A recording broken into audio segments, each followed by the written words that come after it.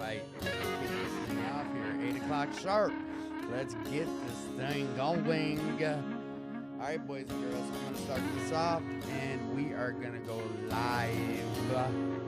Bingo, bango, wingo, a wengo. I'm a dork. I'm a dork. How do you like that for positive affirmations? I'm a dork. Welcome back, everybody. This is Tim with the Attitude for Gratitude podcast. 8 o'clock sharp, like I promised. As every week goes, I want you guys to all know, anyone under my voice right now, if you're struggling, please reach out. We've added some different crawlers along the bottom of the screen. Feel free to either reach out to myself. I put Intergroup's number up there, and I also have the hotline network line. So if there's anything mental health or any like negative thoughts that you just wanted some professional advice or whatever, way above my pay grade, call that 3 numbers. It's a suicide hotline, but it also has some there's some great networking stuff on there, just like the podcast. What we're going to have tonight is a bunch of people coming on the show, cycling through every couple minutes, or the best we can do depending on who shows up and how many people we get in here. It'll be a big bum rush when the pizza shows up, when American Pie gets in the house. Everybody's in here. And then once the pizza's gone, it starts to thin the herd. But, hey, it's recovery. It's what we do. I advertise people to come to the show and have some pizza. Like, that's what we do here. But that's also recovery. We're at Wwfr Recovery, 2520 North 2nd Street. This is a resource center. I'm going to real quickly talk about the reentry program that is happening here at Wwfr Recovery. Let me grab some here. It is in the new computer room. We had a gentleman donate 12 brand new computers and his time. He comes down here and he does this reentry project that's going on. And I believe that this session has started. Matter of fact, I believe yesterday was the first day of it. What they do is they go through history and beginning of Microsoft, Word, Excel. They do resumes. They do internet stuff, emails, just a brush up on computer stuff. And I think it's $3. But basically, I know that they've set up like some scholarships. So if you're having an issue paying that, we can come up with the funds for getting you involved if you want to be involved. Or reach out to me. My phone number is scrolling across the bottom. No one needs to know about it. If you can't come up with the money, reach out to me. We'll make sure that you can get into this reentry program. It's out there for everybody to use. And we don't have a monopoly on it. That means it's yours, just like recovery. We do meetings every day of the week here, and it's open to everybody. Wednesday is the only time that it's really not, because there's a men's meeting and a women's meeting that's open to any women or any men. That's at 5 o'clock on Wednesdays. The men's meeting is called Crosstalk at 5 o'clock because that's exactly what it is. It's not a conventional meeting. It's a meeting where a group of guys get together and hold each other accountable. We'll be talking about it tonight with specific guests who hop on, because that is a huge part of their recovery, as well as it is mine. We formed a goals group out of going to that meeting, and it's a blast. There's ping pong tables here and foosball tables and computer rooms. There's a gym here with a bunch of workout equipment. There's some spirituality rooms they have set aside, and there's a huge meeting room there. This is a pretty big room here. I call it my podcast studio. But it's much more than just a podcast studio. There's, let's see, about a dozen couches in here, half dozen recliners. I know they do a Bible study in here on Sundays. Wednesday, they have a trauma class in here. And I believe Sunday evenings, they do a conventional Alcoholics Anonymous meeting in here. But there's basically room for any style fellowship to come here and be part of. So if you're looking at starting a meeting, or you're just interested in that and you've never been down here, come check it out. 2520 North 2nd Street. Every day at 6:30 a.m., there's meetings. Every day at 1 p.m., there's meetings. Every day at 7 p.m., there's meetings. And like I said, Sundays, they call it Sunday Fun Day. During football season, we have a big screen. They watch the football game on the big screen. There's a chef who donates his time. He comes in here and he whips up some of the most marvelous food I've had on a Sunday at any recovery center, let alone a restaurant. The other week, he made like hot ham and cheeses and homemade tomato soup. He did the hot ham and cheese on one of those Blackstone griddles. fire. It was really good. Come on down, check this place out. I was asked to share about a few things before all the people start funneling in here, but if you are struggling, please reach out. It doesn't have to be to me. It doesn't have to be to the phone numbers on there. We talk about a lot of places. I'm a child of 2218, a child of Will Work for Recovery, Serenity Village, Eagle Brook, Blaine, New Hope, Allano, the Chaska, there's Anoka, St. Paul, Allano. There's plenty of different facilities to go to where you can find some recovery. Yep, belly on up, boys. How's it going? How's it going, guys? I'm almost done wrapping these up, and then we'll start chopping it up. But what I'm trying to get at is just if you are struggling, just reach out. Like, we have people on every week, and we talk about this. This recovery is out here to get, and it's for the taking, and you're worthy of it. So if you're struggling, you're worth it. Come out and grab some recovery. We just got people starting to come in, but that was the main thing I wanted to really touch on is if you're struggling, just please reach out. If you're not comfortable going into meetings, you're not comfortable being around strangers, reach out to me directly. I can get you in touch with some smaller venues or some smaller meetings. This place has smaller meetings. Tonight, there was probably, 80, 90 people in there, guys? How many people? 100 It was people? a full house. It was a full house. So Beautiful. there was like 100 people. So if you're not used to, coming to a meeting and being around that many people, come on a Tuesday. Rick, how many do we have on a Tuesday night? 5, 10? Like, it can be as low as 5 people, but never usually bigger than 20. But you can find that here, and if you're just not comfortable here, I can just reach out to me. I can get you in contact all across the metro. I've been doing this long enough where, like, I've got connections. Like, it's not like the dope game. Like, I used to have connects. It's the same in the recovery world. Like, I have connections here. They're just the kind that help save lives. All right, we're going to get this thing going. Who are you, young man? I'm Fred. Fred? Yes. Welcome back, Fred. My name is Devon. Devon, welcome to the show, Devon. Hang on a sec. Just get as close as you can to that. They don't move that well, so just get close to your mics. All right, sounds good. All right.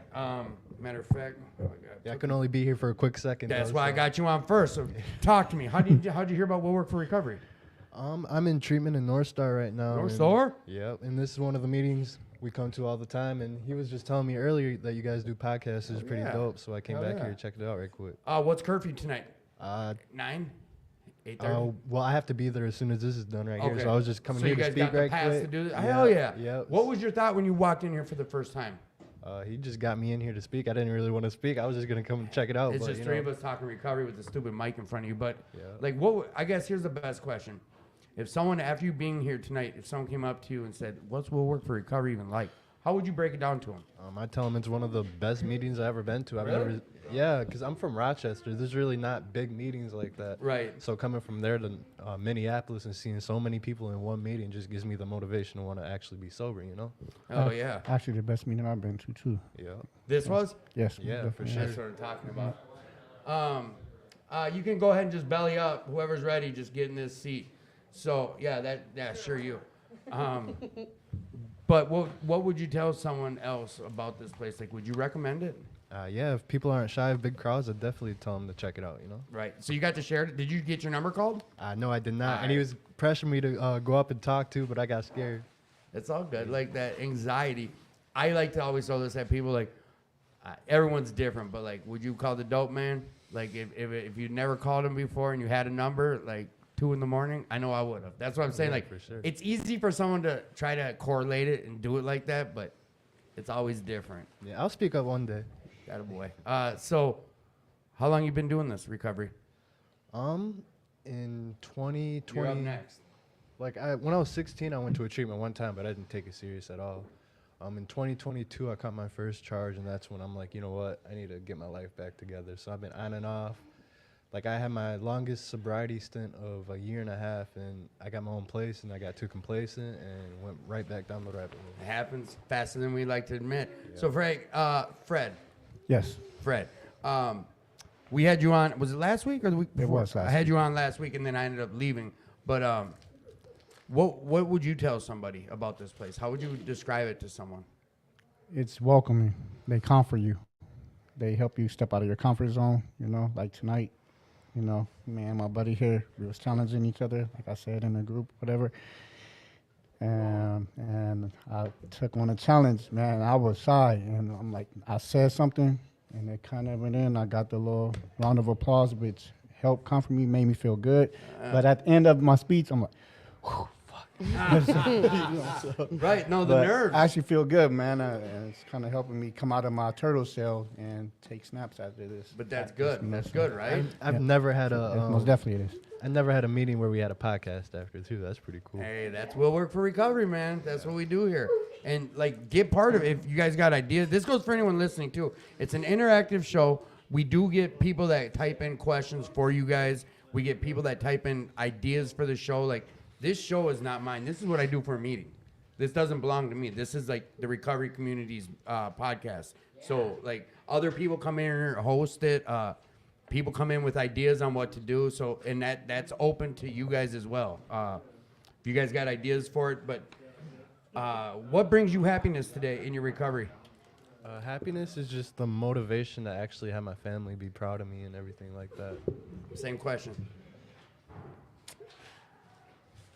He kind of cleared it up, but knowing that I'm making myself happy, man, to make other people happy, that's going to come back around in a boomerang term. Right. That's going to make me happy again, so it is a blessing. I don't know, man, it just feels good to be normal, bro. It does, man, to have people step out in public, just to go out in public and have people look at you and look kind of just pauses instead of people looking at you and just dropping their head and turning their head, you know what I'm saying? Hiding up their wallet. And So it feels good, that look is a compliment to me. So Right. it feels They're good, able to man. make eye That makes contact. me happy, so right. to answer your question. Young lady, who are you and what do you like most about yourself? I'm Kenzie and I'm an addict. Hi, Jeez, that Kenzie. was Welcome so to the loud. show. What do you like most about yourself? I like that I'm determined and that I haven't given up. What haven't you given up on? I haven't given up on myself, my relationships, my work, recovery, all of it. Then what, all right, on that same question, what motivates you most? I would say the drive to do more, that I want to continue accomplishing things. I want to continue growing personally, like materialistically and like emotionally, physically, mentally, all of that. Oh, yeah. All right, so I want you to talk to me about your gratitude because then I'm booting you off the show. Sounds Tell me good. about things that you're grateful for in life today. Just Take being, as long as you need. being alive another day, just everything. From being homeless to having shelter, food, sleep, showers, everything. I'm grateful for everything. And I got to be grateful for myself for actually taking the step and going to treatment instead of, getting forced to do it. One good piece of advice someone gave to me was like, even though I've been doing this for 2 days, don't forget how far you've come. That one day of not using, that's a miracle in itself. Like, we get stuck on this whole, I want this much more, I still got to do this, or I still got to do that. Don't forget how far you come. I appreciate you coming on the show. Will you come back on the show? Yeah, for sure. You'll Once I come get back? out, I'll be here all night. All right, For sure. good. All right. Have a good Young night, man, everybody. batters up. I need to talk to you about your gratitude. What's that look like? Oh, Take your time. Get into detail. Can you explain to me a little bit more? Gratitude. Like, the I mean, name of this show is Attitude for Gratitude. Gratitude is grateful. What are you grateful for? Meaning, like, Kenzie, you know what? I I can answer your question. Oh, all right. I was going to say, this would be a good time that I make my guests talk. Explain what gratitude is. I don't know. Yeah, you do. Go ahead. No, No, you put me on the spot. I'm know, great. that's the I'm point. grateful to have second chances at life, to correct myself, man. And I'm grateful to have support of others. I'm grateful for like treatment facilities. They're considered. All right. So look, this is crazy. My kids are asking me something like, "Dad, is there such thing of superheroes, heroes, or whatever?" I'm not trying to change the topic, but You're it's not. going. No, go So, ahead. You're anyways, answer them like, well, Spider-Man and all of them doesn't really exist, but our heroes here in reality are firemen, policemen, doctors, people like that, people that's working at treatment facilities or whatever, and, they're heroes, they're help saving. And I give big shout outs to people at treatments to help put a foot in to come and help save someone else's life. That means a lot to me. You know what? Thanks for bringing that up, Fred. We bring up the question a lot. Like, that's funny you brought up superheroes because we say if you could be any superhero. It's like one of those questions we throw out in the middle of nothing. if you could be a superhero, what would it be, or what would be your superpower? But you're right. I think that we need to recognize that too. There are people out there that are some superheroes, like these people working at facilities that are helping save lives, or places like this, people that volunteer their time to sit here. There was a guy who sat in here for 2 hours cleaning everything because he just wanted to help out. That's gratitude, man. Yeah, gratitude. Yeah. Good call. You know, Good call. Look at you. You boomerang that shit back. Boomerang. At me. That a boy. Anything else you want to add before I bump you? I know we made this short, and I'm sorry, but tonight we're bumping through a lot of people. Anything you want to add? people who's having complications walking this journey, taking this journey, it's in a 12 steps condition, and I'm working on it. Step outside of your comfort zone, man, and challenge yourself and do uncomfortable work to, make progress in your recovery if you're serious about it, man. So get comfortable. with Boomerang, being keep coming uncomfortable. back, man. Yeah, Fred. Will you be back next week? I will, most All definitely. right, thank you, my guy. Good Thank night, you. man. All right, now your job is to find someone to take that seat. Young man, who are you? My name's Sam. Sam, welcome to the show. Nice to meet you again. Young man, who are you sitting down? I'm Oh, Kyle. wait, did you want to? Yeah, I want to cut this is my son. Yeah, Kyle, can you give me 1 second? I'm going to make this a father-son deal. I never thought I'd get Squid on the air, but now I know how I did. Well, there's a reason why I'm on the air. Put them headphones on and let's talk about it. Who are you, sir? Squid. Welcome to the show, Squid. Right on, man. Well, share with me. Who are you guys? So and what's going on? this is my son Sam, and I've been in his life for 18 years. Yep. And I am very grateful to actually have him here at a meeting with me, which I think is a miracle in itself. He's been asking me to come with for about 18 years. I think Yeah. I went to 3 before this, and I just didn't. Why didn't you come? I didn't think I needed it because I didn't see anything wrong with what I was doing. I mean, you can say pretty much since he's met me, I was always always doing something. Yeah. I mean, up to the most, like literally. Just your regular run-of-the-mill screw up.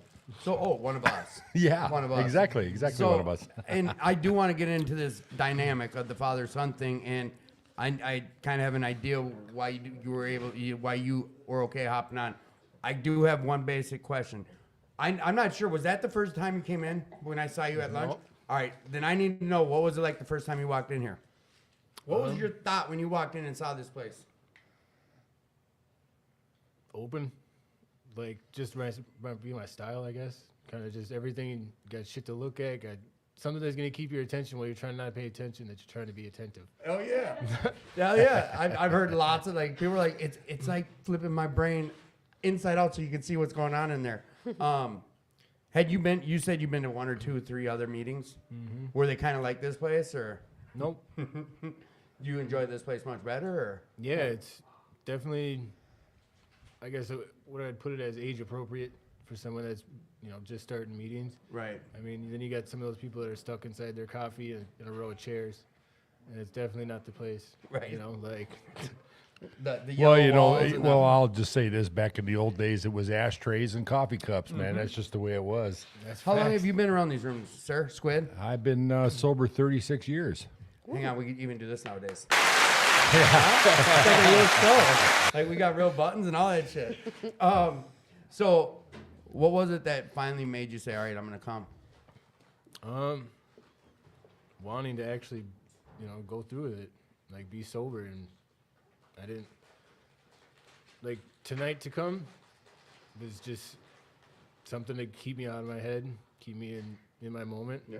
And then there's spend time with Squid himself. I mean, because that's not much time I get. Right. And he being his work. I'll add this, that, we're going through some hard times right now, okay? Life. Well, family split up. Okay. Okay, so there's a divorce involved, and I've been in Sam's life, of course, for 18 years. That's how long the marriage has lasted.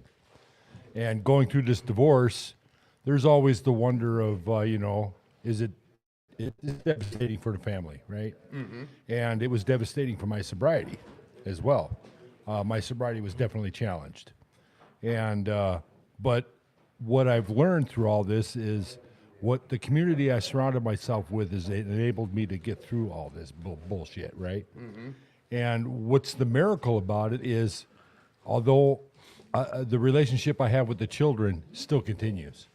And that's what I'm very grateful for. Sam here has really showed me that my sobriety means more to people, and it's important to me. And although I thought about stuff, I mean, I was really down in the dumps. I know. But it's you and people like you, and it's just a little miracle. Having Sam here really lifts me up, so that I'm really grateful for it. That's why I decided to hop on tonight, because I needed to say something about sobriety in itself, and We'll Work for Recovery happens to be the speakeasy, as it was said earlier tonight. Right. And that's where I feel more comfortable. These are my people here, and this is the type of person I am, and I'm really grateful to see Sam, wanting to be a part of that. That's kind of cool. I like that stuff. So I'm gonna do what I know a reason. Like, I don't know the reason why you didn't want to come on before. I don't. But there was a time a month or two ago where I was like, "Come on." You're like, "I'm not feeling it," and not to put your business out there, but I'm gonna share this time. And I was like, "Wow, if you're going through," so I'm like, "This is the best way to do it." And you're like, "No, Tim. Like, this is some real major family stuff." And you kind of shared what you just did, and I got it. But you still showed up. You didn't just not show up anymore. And like, we're not super close. We've been on the road together in two wheels. But you help keep other people sober and clean by being here, period. During that period of time, I didn't realize it. I mean, you asked me to come on before, and there was no way I was going to, because I have a real negative attitude. I've been sober this long, and look where it got me, in a bunch of bullshit, right? Right. And I really, up until recently, I really hadn't had a lot to be grateful for, The holidays are coming up. Thanksgiving was wonderful, because I was able to steal the grandchildren. They're not my grandchildren, they're his children. But we were able to spend the day together. I'll tell you what, that made Thanksgiving. You mean by blood? They're not. They're not my blood, but I'll tell you what, they're my kids. That's right. Right? That's right. I mean, that's the only grandpa they know. Right. I mean, That's what's up. And we got Christmas coming up. It's going to be a tough holiday, but you know what? I'm just going to let God handle it. And that's where I'm at. I'm just going to have faith and let God handle it. And I'll tell you what, I still have my family connection, and I made it perfectly clear to all the kids that the home is the home, and it will always be the home, whether, the wife's not in there or not. You got the roof over your head. You guys have a roof over your head. Right. See, and I'm not. It's not the show it once was, where I can start diving into things I really want to. But this thing about you being able to even have this outlook today to say, you know what, God's got this. Like, we can correlate that back to your recovery, right? Right, exactly. And the people I surrounded myself with, and now I got Sam, and I'll tell you what, I've turned from negative to just being thankful that I'm squid and I'm still here. Fuck yeah. So check this out. I want to ask you, like, what's some of the goals that you have for yourself while on this journey? If you have any. Like, have you thought of any? Like, I mean, it's pretty new here. I mean, I've been, the last year, I've been off and on, just trying to figure out where I've been trying to go. My sober date is September 23rd of this year. bro, that's huge. That's huge, man. I had a buddy that chose to take his own life for a still open case. I don't think that's the kind of... That's hard. But whatever, and I just kind of wanted to have a staple, because that was, one of my best friends, kind of, and It's he gonna just do a chose lot. that was, but he was going through it mainly because of his addiction, and that would put him in such dark places. Right. And then I just said, fuck it, this is going to be a remembrance.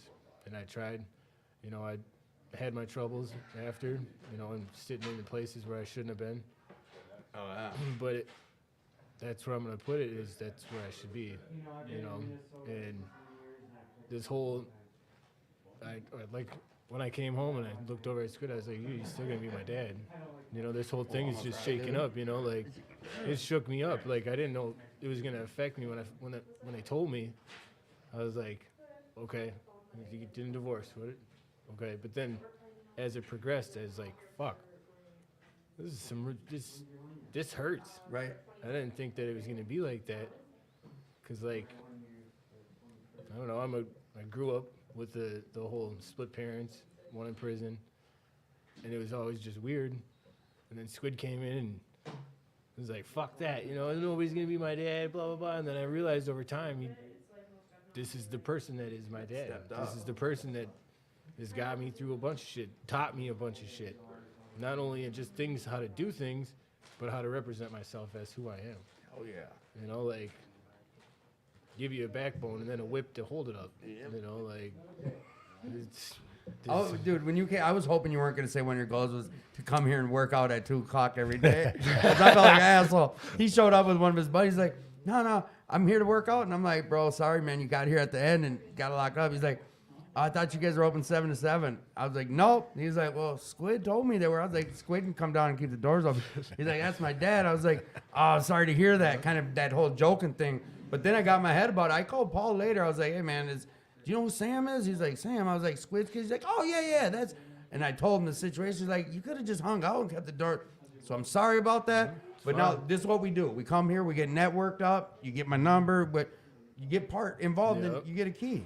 Just how it goes, bro. This gets to be your place now. Yeah, I'm right around the block now. And one of the benefits is, fuck, you've been seeing it for 18 years. You see how it works. Mm-hmm. Like, you see it works.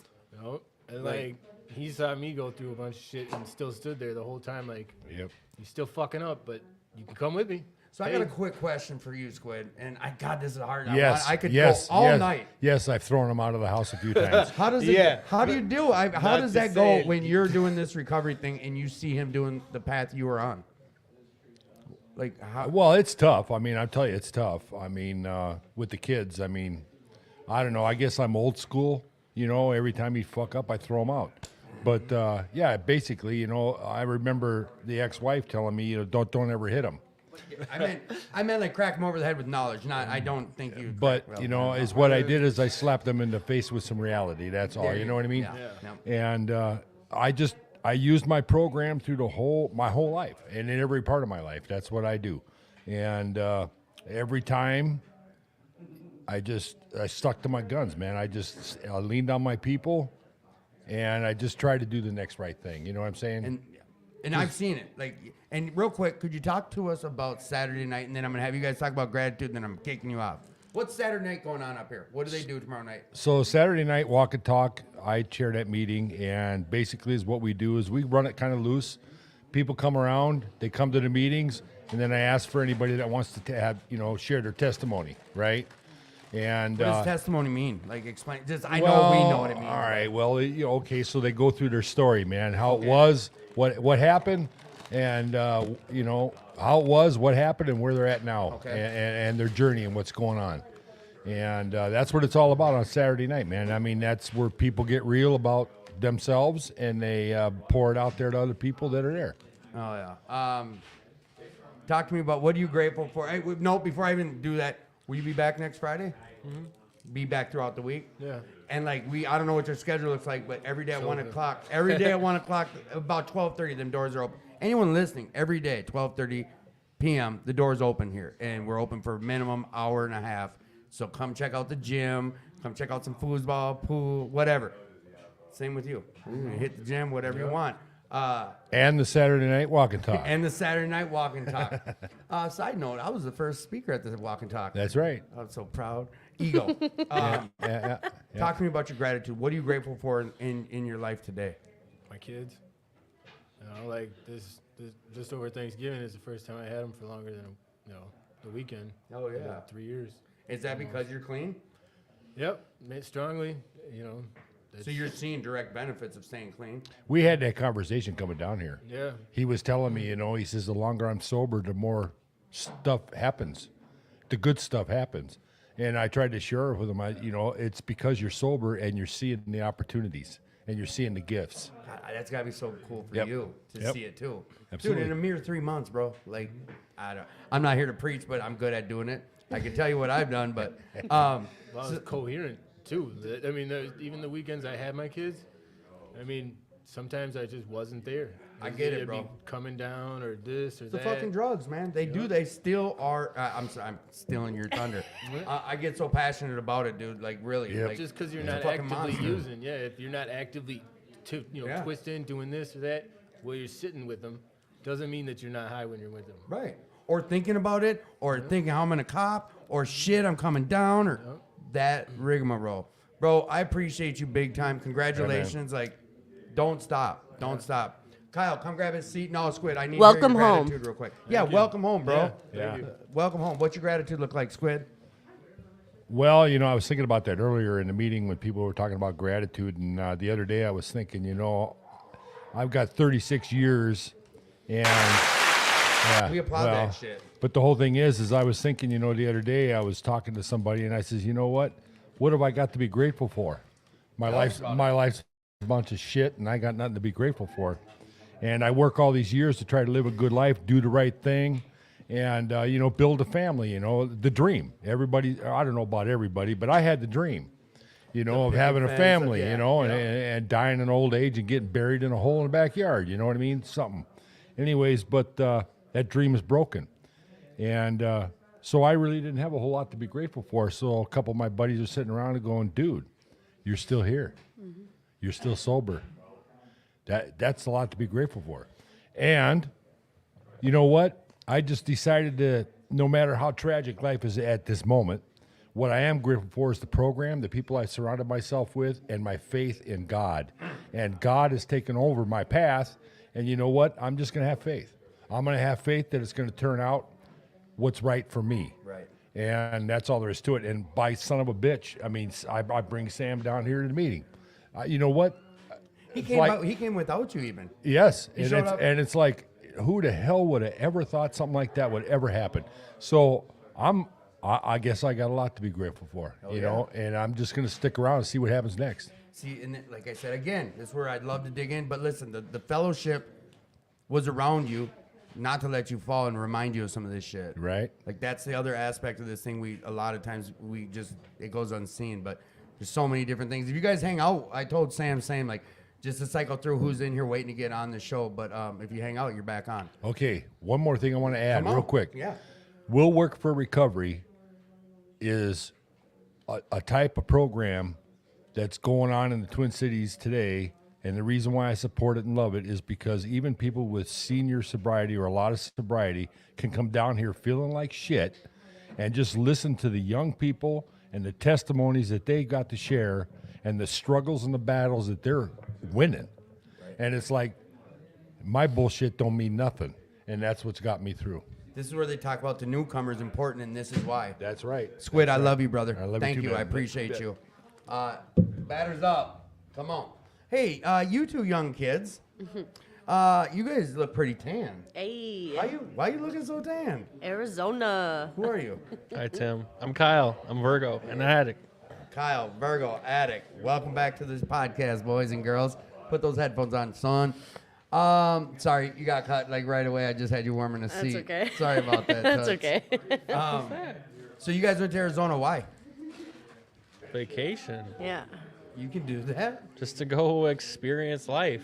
So recovery has given me and us the blessing to have relationships with family. And a couple years ago, 3 years ago, they wouldn't even trust me coming around for like birthdays and Christmas. Like I wasn't invited, you know, and we went to Duluth last year, and this year we had the ability to go to Arizona. So you have family out there? No, we went with my side of the Oh, family. you went with family. Yep, Hell we yeah. went. We got an Airbnb and we stayed for a week. It's beautiful. Sedona?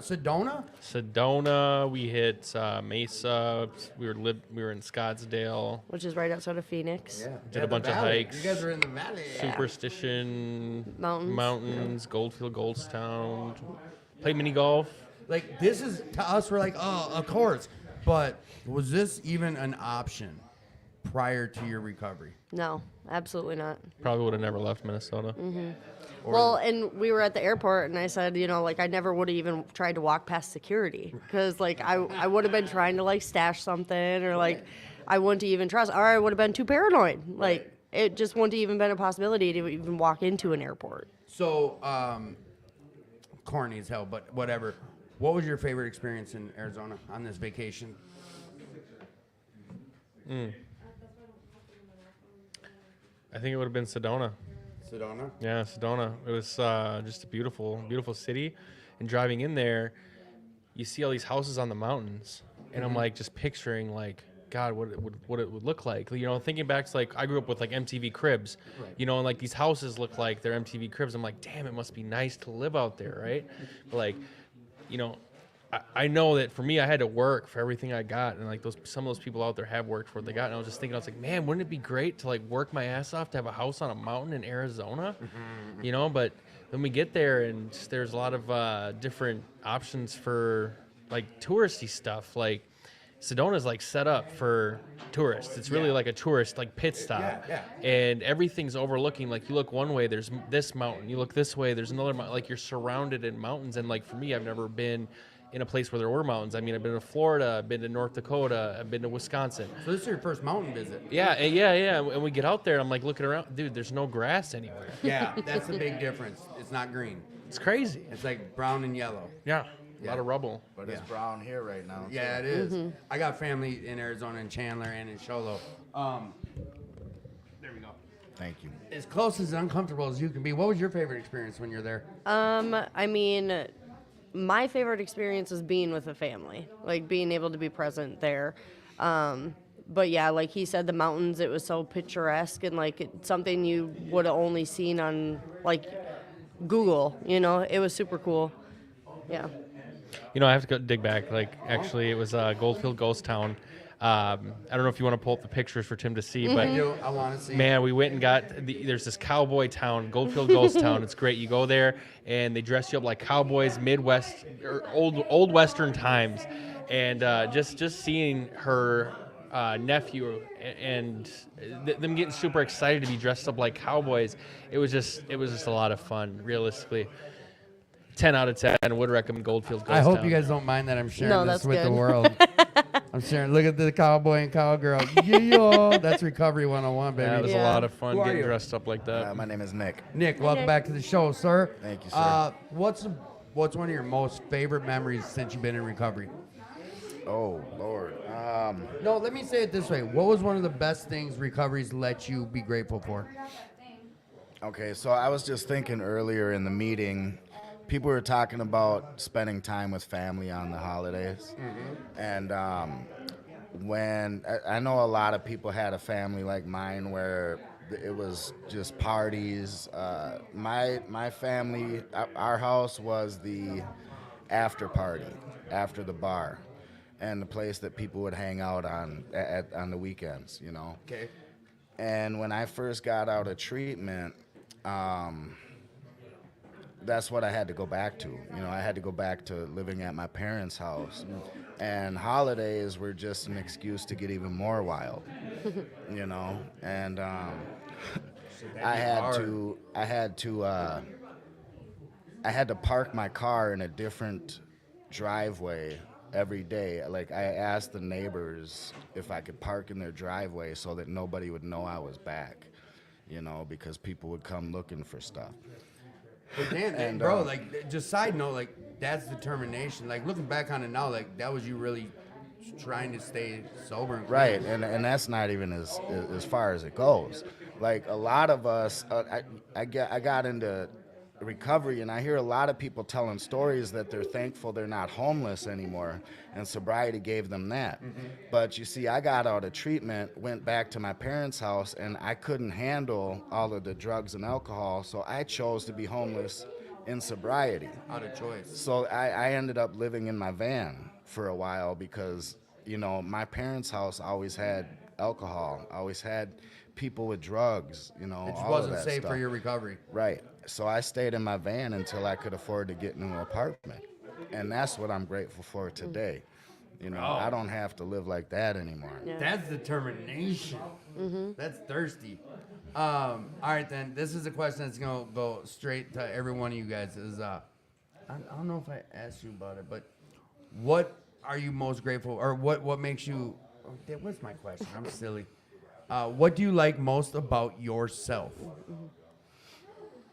Come on, batters up, anyone. You already asked me that, I but know. Well, I need to hear it from everybody. When, tonight I did? Yeah. Oh, you right when you got done? Yeah. Well, all right, what a Nick. Batters up. What do you like most about yourself?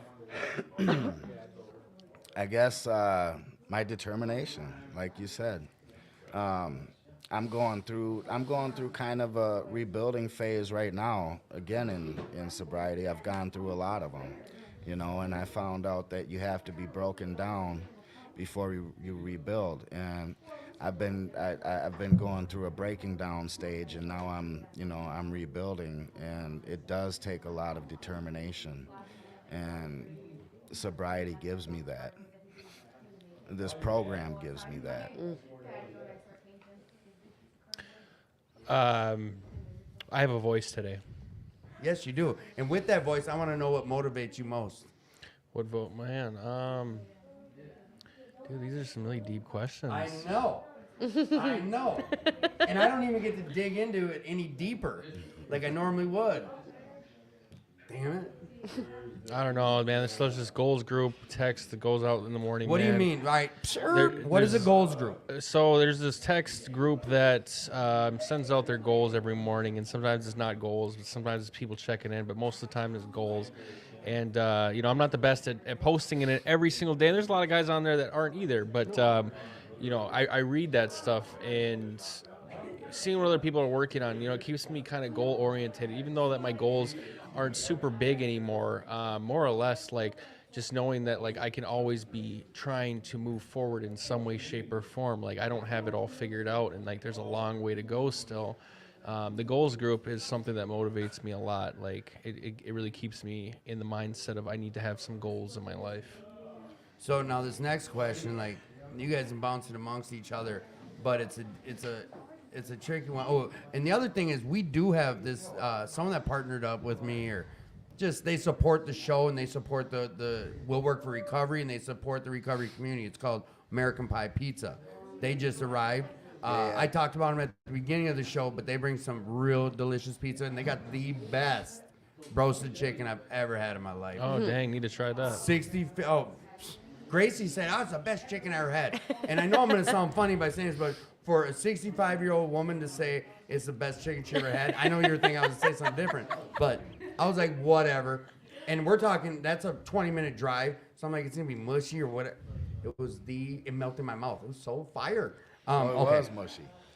No, the crispiness. That was okay. the pizza I got wasn't. It was good. Chicken. Maddie, you're taking over in about 20 minutes, and we're flop back and forth. I have one more question. I want the three of you to bounce around each other. Is what does it mean to you to be part of recovery? What does it mean? And imagine you're talking to someone who's not part of recovery. Because that's a lot of people listening to this are thinking about being in recovery. What's it mean to you to be part of recovery? For me, it means, not being alone anymore. I know for me, struggling with addiction, whether I was around people who were using or whatever, I felt alone. It didn't matter if I was around people at that time, I felt alone. And even coming into the rooms early on, not knowing anybody, I still felt alone for a while. But the fact that I had some ups and downs and relapses and whatever, I kept coming back, and sooner or later I started to realize, like, these people around me are more than just people around me. Like, there's a sense of community that Will Work has really given me. Like, I feel at home here. That's all I got on that. Thanks. I can bounce off that. Go on. So I actually, to me, the first time I really did feel alone was in recovery. I don't remember ever feeling alone when I was out using and partying and shit like that. But I know the first time I went to Gopher State, I was surrounded by 3,000 to 4,000 people, and I felt all alone. Mm-hmm. I got self-conscious and in my own head, and But to me, I'm grateful for being a part of recovery. The thing that I really like about being a part of recovery is also, like what you were saying, is having real friends. You know, having people that I can rely on. Having people who I don't feel scared to tell that I'm feeling bad today. Having people that I'm not afraid are gonna judge me. It's awesome. Yeah. Similar experience with Gopher State. Being there the first time, there's like 4,000 or 5,000 people, and I'm just like, what the fuck, Right, Just right. what the fuck. But Well, For me, it's On the mic. I can hear myself. I'm so loud right now. Oh, you know what? I can turn you down. Okay. Let me just. No, go ahead. Keep going though. Okay. For me, it's having people that care about me and that love me. Having somewhere to call a home that's not actually like. Now I can't hear myself at all. All right. What about this? Is this better right there? Yeah, I that's just don't good. wanna be too loud. Yeah, that's good. Having somewhere to call home that's like my second home, you know, and Will Work has given me that. Being able to show up for people that are struggling, and I think that I try really hard with that. Like if somebody is, you know, has the ability to tell me like, hey, I'm having a bad day, like I do what I can to like show up for them, and like I wouldn't have that without recovery. Going to meetings, being of service, I think all of that is really important. Yeah. Say hello to a newcomer. Yeah.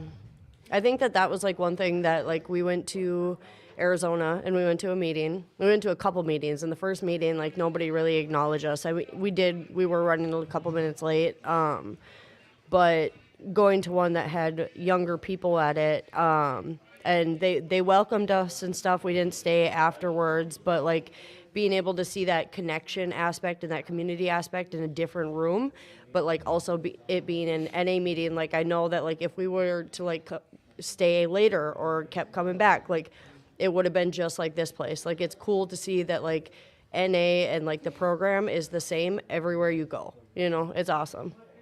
Yeah, you know, ever since COVID messed up the having a hugger at the door, somebody via service commitment, you know, giving hugs at the door. We don't see that in Minnesota, but we saw that down there in Arizona, you know. And I remember just like how it's so small, right? But like that was huge to me that somebody was just there. It was really uncomfortable. Like, dude, I don't want to hug you. I don't know you. I don't even want to be here.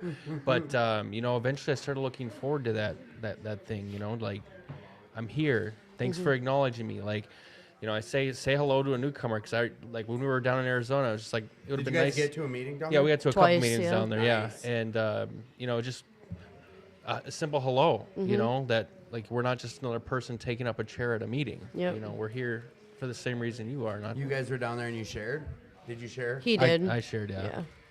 I love going to meetings. I like when I go down there, I always go to meetings. Nick, have you been out of state since you've been in recovery? Oh yeah. Have you been to meetings out of state since you've been in recovery? Yeah. I went to a couple meetings. I actually went to a meeting in Hawaii. Hell yeah. What was that about? How was that? It was pretty cool. It was at a little old rundown church.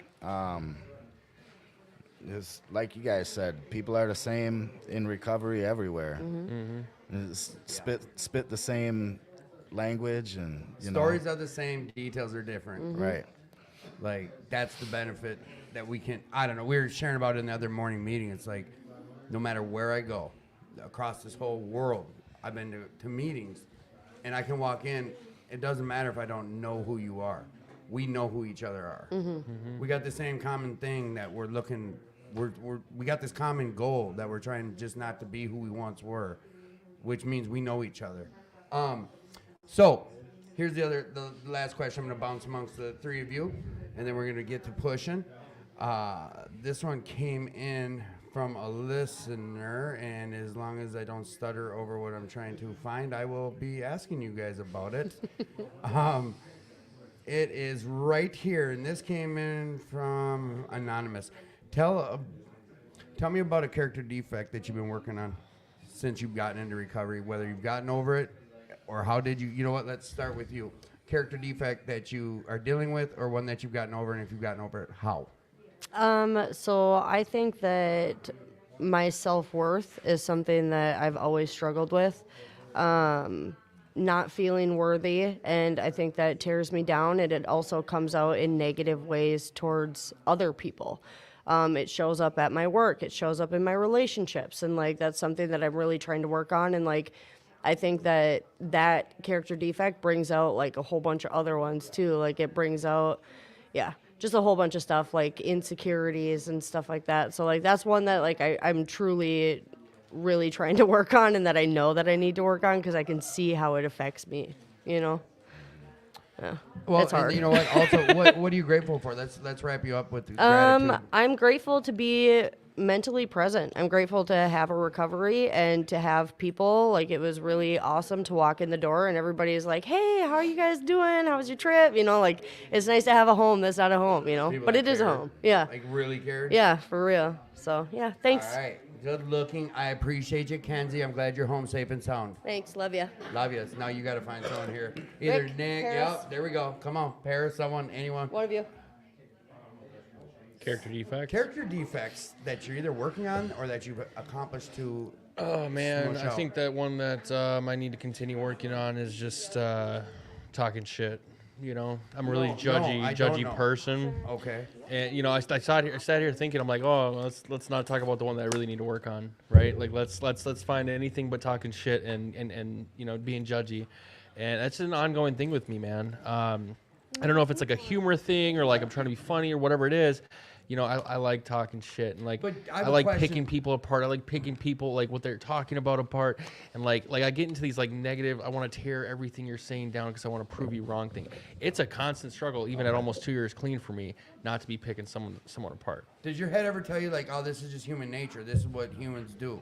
See, I think that to a certain extent, I was given the gift to judge for a reason, right? Like I need to be able to judge people and their character because I'm not gonna, you know, that whole fool me once, fool me twice thing, whatever, right? Like it's so easy to say that, but like realistically, man, like there's a like Paul says it all the time in the men's group, you know, like we have to judge people, but not being malicious about it. And I'm kind of on the border of like, am I being malicious or am I, you know, judging this person because I don't know them yet? And only you know that. Yeah, Like, well, deep down, you know. I like talking shit. I mean, I like when people talk shit to me too, dude. Like, it's just what I like doing. You know, I don't know if it's a defect, but I feel like it is because, like, I feel like God's put it on my heart, like, this is something you need to work on. And it's been continuous for this last year that, like, I still find myself judging people and talking shit about people, you know, to them. And I'm sure you kind of touched on, but what's the strongest thing you're doing to stop it? What?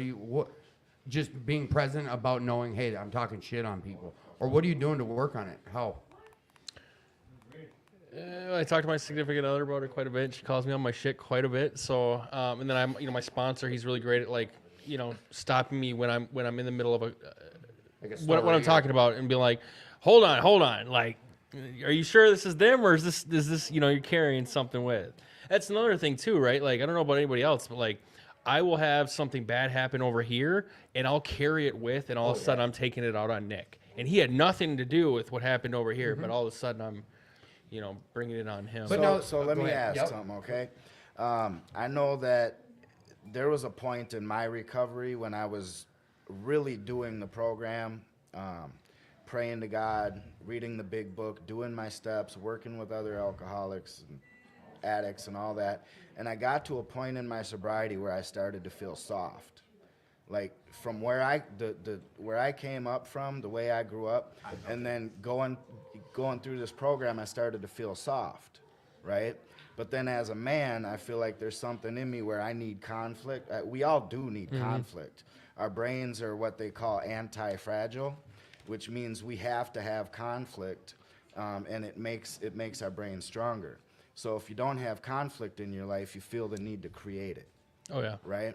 And me, when I started going through a point where I started feeling like I was going soft, I felt like, well, the man in me needs to be confrontational, and I started doing that in bad ways. I was gonna say, do you think there's a way of you justifying it, or justifying your way of doing it in a bad way is telling yourself, well, no, I need this for. Right, that's what I was doing, but I found out that there's other ways. Like, you can stand your ground, you can be a man, stand your ground, and have conflict without it being offensive or negative. Yeah. But Shit, I'm I glad mean, you I was brought just that up, asking too. if like maybe that's what you were like, the point that you're at, or what you're going through. Like, are you just feeling like you're getting too soft, or so you need to be confrontational, or? No, man, I don't know. Have you gotten Like, that far? we'd down really and have to dissect ask her. Like, man, we'll be in a meeting. You know, for me, when I see somebody, I'm automatically like picturing like, where have I seen you before and what do you look like, right? And usually it's like a cartoon animated kind of thing where like I got people's pictures in my phone as it's like it's not them, like it's a picture of what they look like to me, right? Right. And like that's the way I pick people apart in my mind. It's not like that by any means, but it's not that I'm soft, man. You know, I feel soft. You know, it's not trying to like make myself be more of a man or anything like that. It's just I think it's a struggle that I have that probably goes back to my childhood from all the shit that happened then, you know, like it's just it's like a defense thing for me. Right. Tell me about your gratitude. I'm really grateful to be here. You know, I'm really grateful. You know, so I lost my grandma a couple weeks ago, Yep, sorry and about it's that. the hardest, most painful thing I've ever had to walk through. And for the first time in a long time, I cried. I'm really grateful that I cried. You know, it was like I felt human again all of a sudden. I hadn't cried in my recovery, hadn't cried that hard in a very long time, and I'm grateful that I was able to be there for her.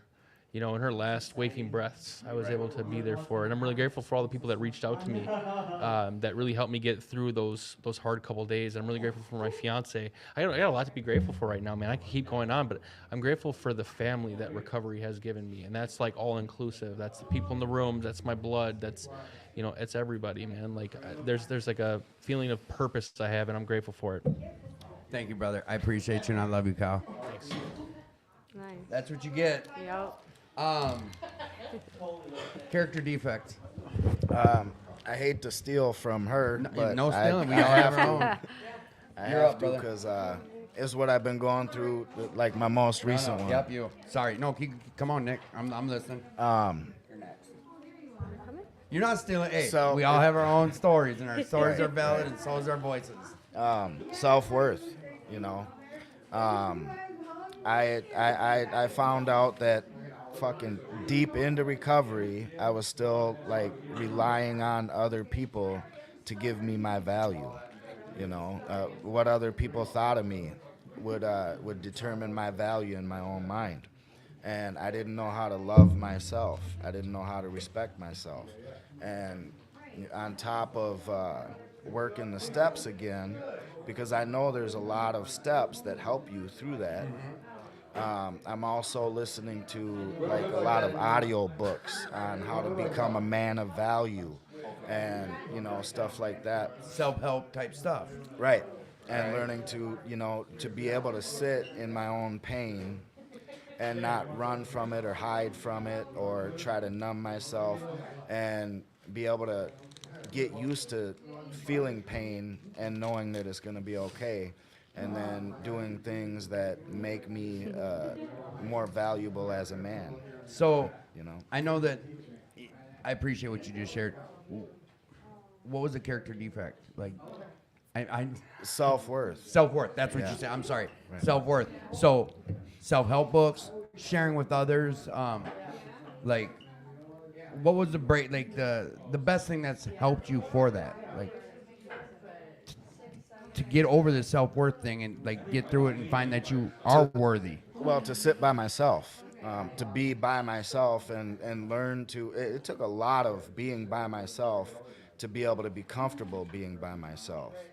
You know, I sat lonely, just feeling like I was going to crawl out of my skin Yeah. every time I had to be by myself, you know, and just doing things when I'm by myself, like cleaning my house, folding my clothes, taking care of my animals, you know, and just throwing on some music and singing along to it or dancing in my kitchen. You Is know? it kind of an interrupting your own thoughts type of deal? Like interrupting your No, thought process? No, because I found out to be able to love yourself and to be able to respect yourself, you got to sit in your thoughts. You got to let your thoughts come and not avoid them anymore.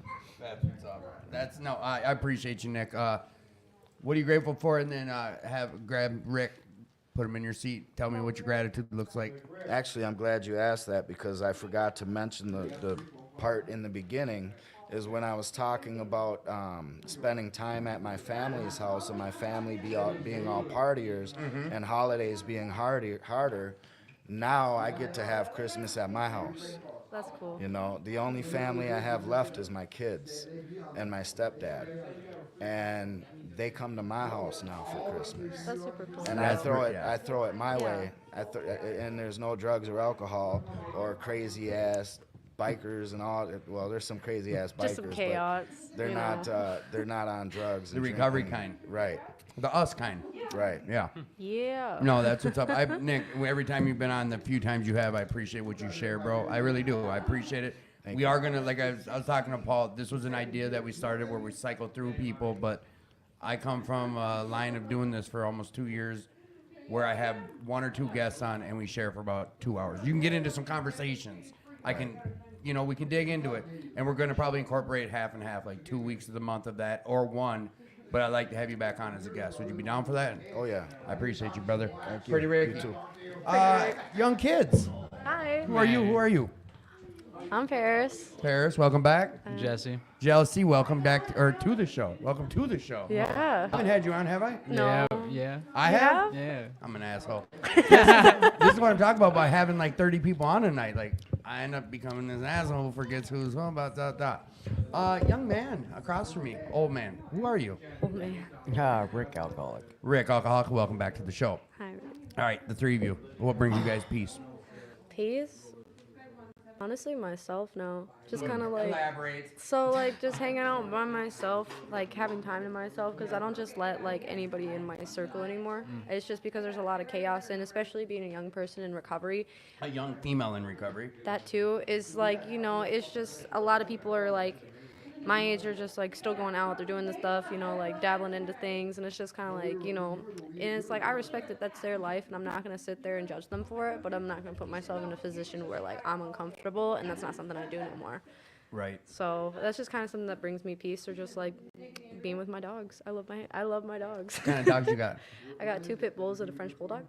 Damn, 3 dogs. Okay, but I got these 2 pit bulls about last year. I found them in a house. This lady was addicted to opiates, and they were little. They were like 2 weeks old, and they were gonna die. So I bought it from her for like $300 each dog, and that's like enough for anybody that's in midst of addiction, you know what I'm saying? So Shit, she got high for a minute after that. exactly. I was like, all I'm trying to do is just save these damn Save some dogs, dogs. and they're great. I've raised them since they were 2 weeks What'd old. you name them? Bosco and Nina. Bosco and Nina.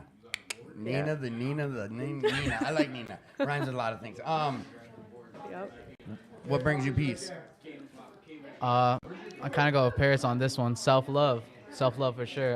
Finding love for yourself. I mean, you gotta find love for yourself. How you gonna love life? How you gonna love all these other things? You know what I'm saying? Like, it takes time though, for sure. It took me a lot of time, but I'm also being young.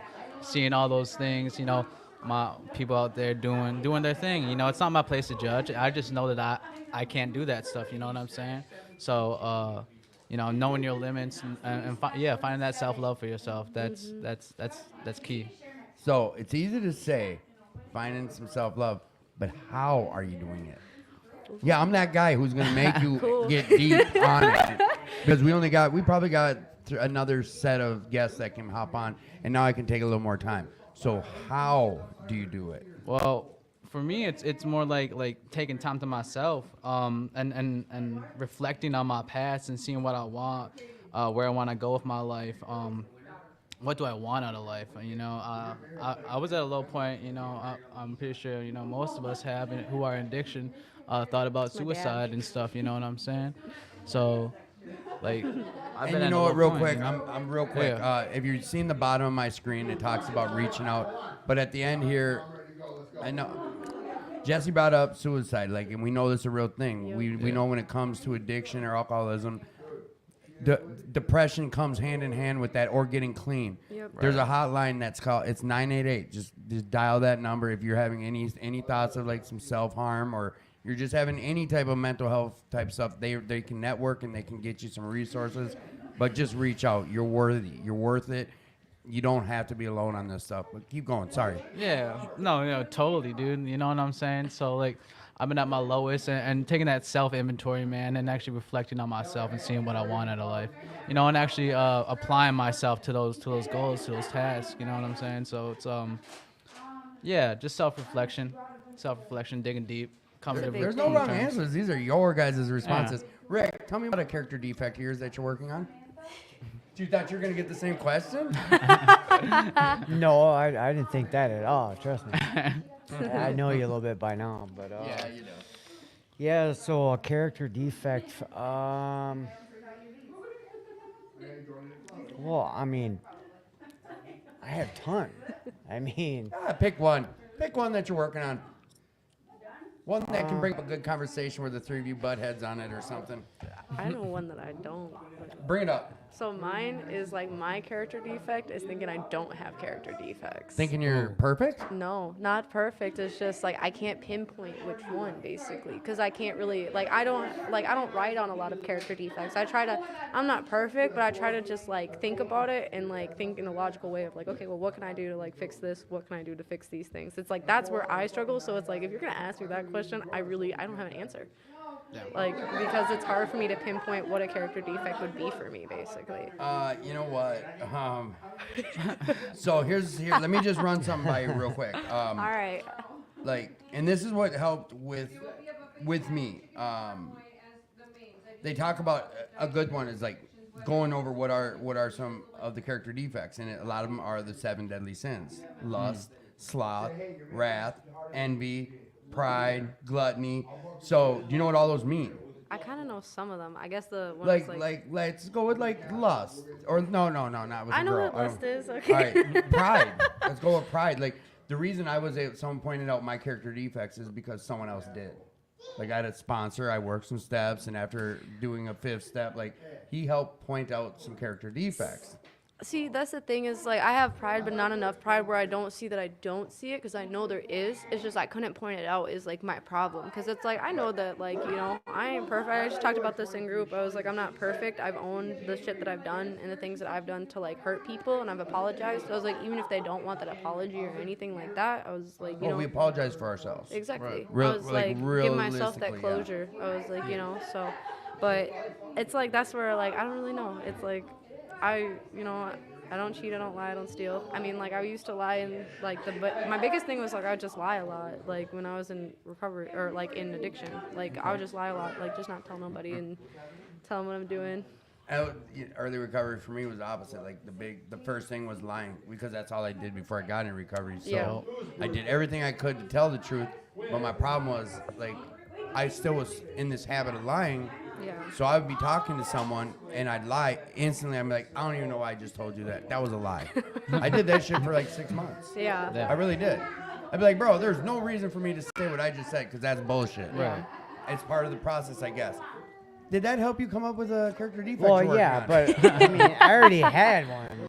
What was yours? What is it? No, I think one of mine is I'm a huge procrastinator. Oh, Yeah, that I too. feel you on that. Me too. Yeah. Okay, there you go. There we go. I We're pulling mean, some stuff for out. me, I don't know. I I try to give all kinds of excuses why I can't do something. Oh, I've been at work all day, or I don't want to come home and work on my house because I do it every single day of the week. You know what I mean? As a regular job. So, like for instance, my daughter, I'm remodeling downstairs bedroom for her, so every week she's asking me like, Dad, are you gonna work on my room? I'm like, damn. Yes. Well, when? Okay, I'll do it this weekend. Well, then I find myself, I find an excuse to Just kind of get out of it, but then it's like I'm still doing the fucking work Right. that I could be doing on her room. You know what I mean? Right. And a side note, his daughter Addison, she's been on the show, and she's one of our babysitting gurus who's a board certified babysitter. And on the nights that Rick is here with her, they do child care. I guess you can call it child care, but there is a responsible young adult in here who is helping out with watching kids. We shared about this in the promos that like when this is available, we'll announce it, but as of right now, I don't think we have a schedule. Well, she's dedicated to come every Friday.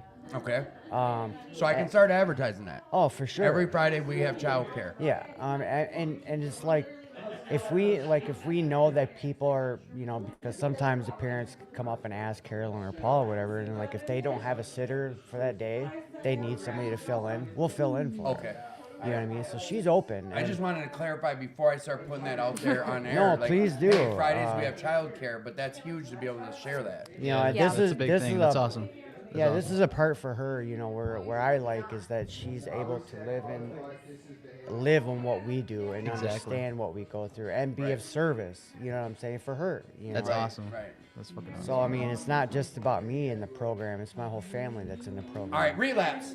Let's talk about relapse. Oh shit. Come on. Yeah, what do you want to know? What? Come on. Prevent Me it. personally, Yeah, come on. I haven't relapsed. How? I have just, I don't know. It's just because I have a lot of stuff that I gotta deal with too, like legal things. Yeah. Like I gotta deal with like my legal shit. And I'm short. That's why I had to like. But it's just I have a lot of legal stuff to deal with, and it's like. Real quick, let me say something. Like for me, that just never. I was the type of addict where legal never meant the difference. Yeah.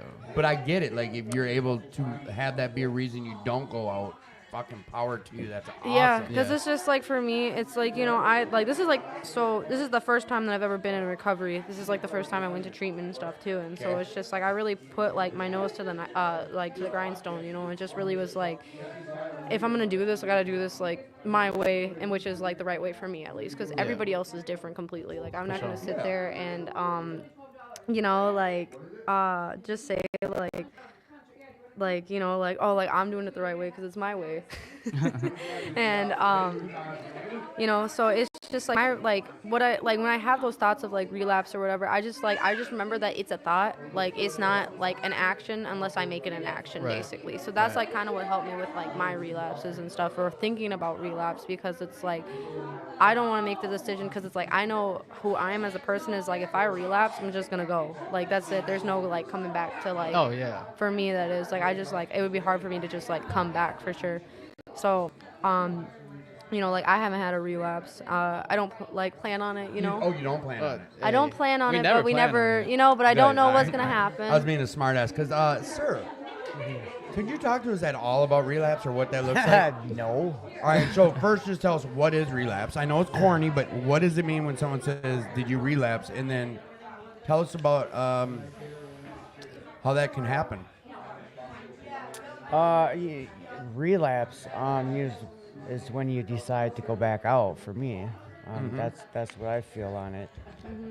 So unfortunately, I have had a relapse, and what brought me to the relapses was, to be honest with you, is just I wasn't ready to stop using. Okay. You know, I can even though understand that. I've been sober from alcohol, because that was my drug of choice. Right. But I also learned in the program, it's like, you know, if I'm addicted to one, I'm addicted to all. So Addictive all it personality. is a gateway drug, no matter which way it is. No matter what it is. Yeah. So, you know, I went back out for a little while, and it was harder to come back around the second time, you know, because that guilt and shame and, you know, people judging you and you know, and that's for them. It's not really for you, but, you know, you just have to get back up on the horse. And I mean, the 21st, I celebrated 9 months. So, Congrats. For sure. you know, so I mean, things are different for me today. I just have to remember where I was and where I don't want to be. Exactly. You know, That self-reflection, man. You know, that's key, man. You're up. for sure. How about you? So for me, I mean, relapse. So I'm not leaving. really, what scared me about relapse was my one with Xanax. So what happened was I overdosed, obviously. I was going 7 months clean. Took some Xanax. Took way too much. And I overdosed. And that tripped me out, because my last overdose before that, I was doing a bunch of them, and my body became dependent on it. So they had to resuscitate me when I overdosed, when I was doing them constantly. And when they resuscitated me, they left me in the hospital for 3 days with an IV drip of benzos in it. And then, you know, having that experience and me thinking that would be enough. Well, it wasn't, because I went on and I did Xanax again. You know, I had that 7 months clean, but it's still there. You know what I'm saying? So addiction's real. Addiction sucks. You never plan on a relapse. It happens, but it happens. It does happen. You know what I'm saying? We're human. We're not invincible. But like you said, get back on that high horse. That is key. You know, you can't be stuck in there. Once you're stuck in there, dude, it's gonna become that cycle, and then that cycle, you can't get out of it. Like you said, I had a relapse on alcohol when I was at New Way here. I got my 4 months on the 29th. So thank you. I knew that was coming. Yep, got my 4 months. But yeah, I relapsed a month before, a month when I was in New Way and stuff, off of alcohol and stuff. That guilt and that shame, you know. But me actually wanting to change, I had to face that. You have to face that. It might suck in the moment, but it's something you gotta do, and just do it, man. Like I said, you never plan on it, but it happens. But get back on the high horse, keep going strong, man. That's key. All right, so I'm. You know what? This is what we do here. Paris, you're staying put. I need you two to talk about gratitude, and then you're losing your seats to females. Bye, guys. Come on. Yeah, they're losing their seats to females, and you three are gonna hop on, and then after she shares Gratitude. you got someone taking her spot. All right. Yeah. Well, Then no. gratitude, man. Gratitude, being compassionate for others too. Gratitude and being compassionate, showing love, being humble too. That's key, man. I mean, we all been at our worst, and then we've been at our best, you know. And the people that have stood there the entire ride, those are the people you really gotta love. The people that you really gotta care for, because I mean, they didn't have to be there. They decided to be there. So being humble and having gratitude, and even just random people, you know, they don't know us, they don't know what we've been through, we don't know what they're going through, and just to show compassion towards others, that's key, man. That's key. Just spread love, man. It took me a while to realize that. It took me a while to come to terms with that and change my way of life, because I was a hothead back in my day, dude. But really, like, Wilbur kind of did, like, it's my second home, you know. Paul's my sponsor and everything, so it really just like taking that self-reflection and realizing the potential that I have and the love that I have for others.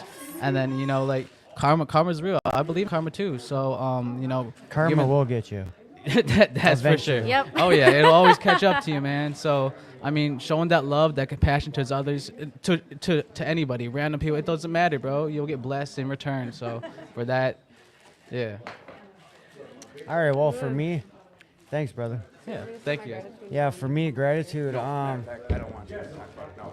Being grateful for me is you know, being able to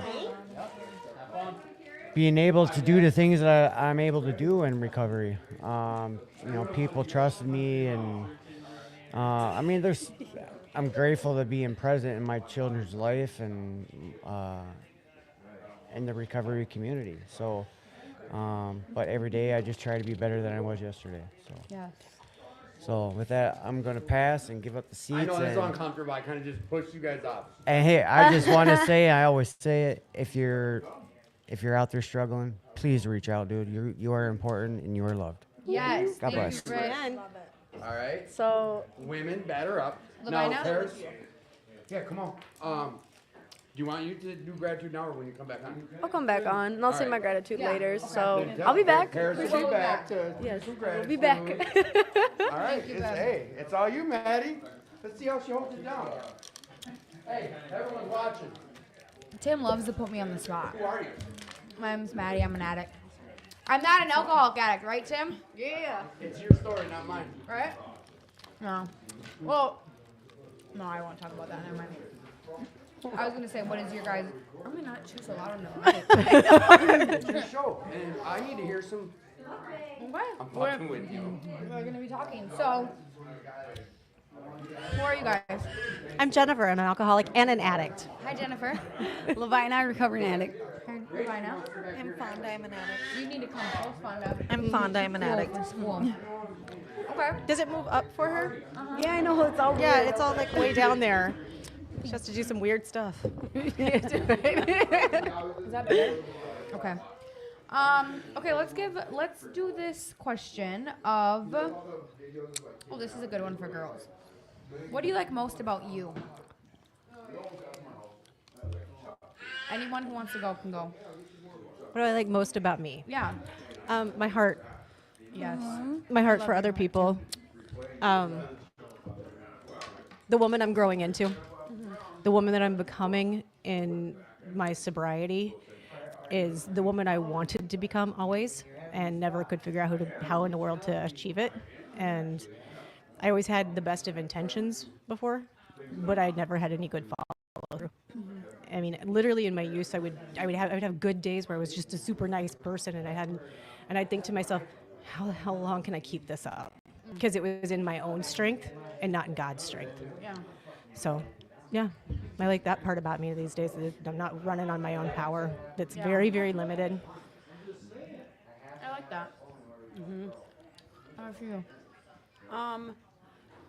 I think, I don't know, I feel like I was always loving and caring, but I feel like it's different now that, kind of like what she said, you know, like who I grown into, I just know like inside me that I'm like a good woman now, you know, a good mom, a good friend, a good daughter, a good sister.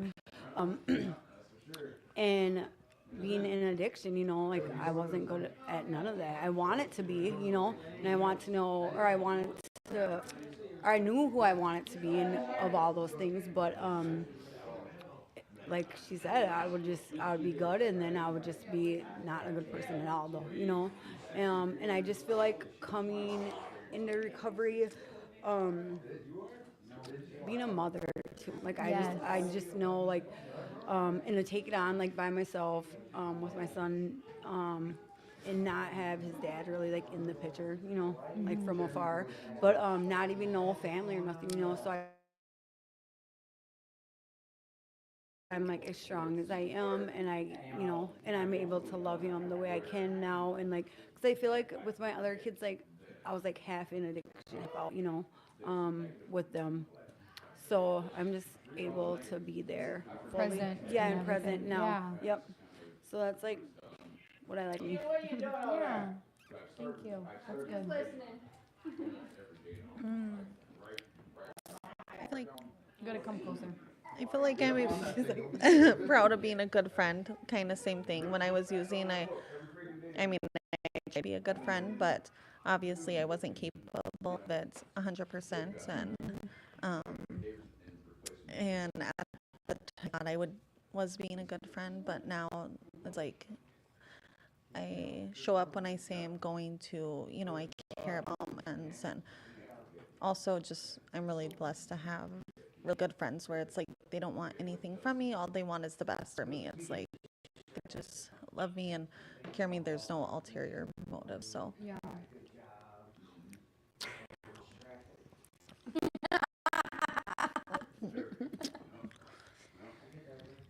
Yeah.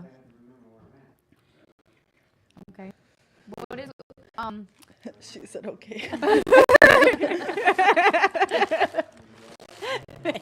Oh shit! I was just thrown on the spot. I was like, I have a lot going on in my head right now. But it's been a stressful week. What is one superpower you wish you had? I want to start. Like I would be invisible, and I would spy on people. Like how creepy, right? But I would just spy on people and I would have two. I would spy on people. So I'm like, I have them all. I have them all. And I would want to teleport. See, I know that was mine. Like, yes, you could go anywhere. That's yes, you could go anywhere. Like, come. I'll be right there. I'm gonna go back there. Yep. Bye. What would you have? I don't know. Like would you have like stretchability? Stretchability? Like a Stretch Armstrong She- arm? She looks like the girl. The girl. Like That's what she Incredibles. reminds That's me why. of. I don't even know what kind of superpower I'd want to have. Like, I don't know. Would you want to read minds? I would. No, that would be dangerous. Yes. I don't want to know what all your thoughts are. Right? Like, I got all of my own to deal with. Holy moly, I don't need to know everybody else's. Oh, yeah. I know. Yeah, I don't have a good one in that one. None? No, not really. I mean, teleport would be kind of cool. I mean, like, hell, I wouldn't have to take PTO and I could go on vacations more. Right? Okay, would your what did you call it? Teleport? Would your teleport go like like anywhere, like California, and then could it go back into like the 1900s? Like Outlander. That's time travel. That's time travel. Okay, that's yeah, different. like Outlander because I really like that that's show. different, yeah. I really like that show, so yes, I could be an Outlander. If anybody else has seen it, it's pretty good. Yeah. What about you, Fonda?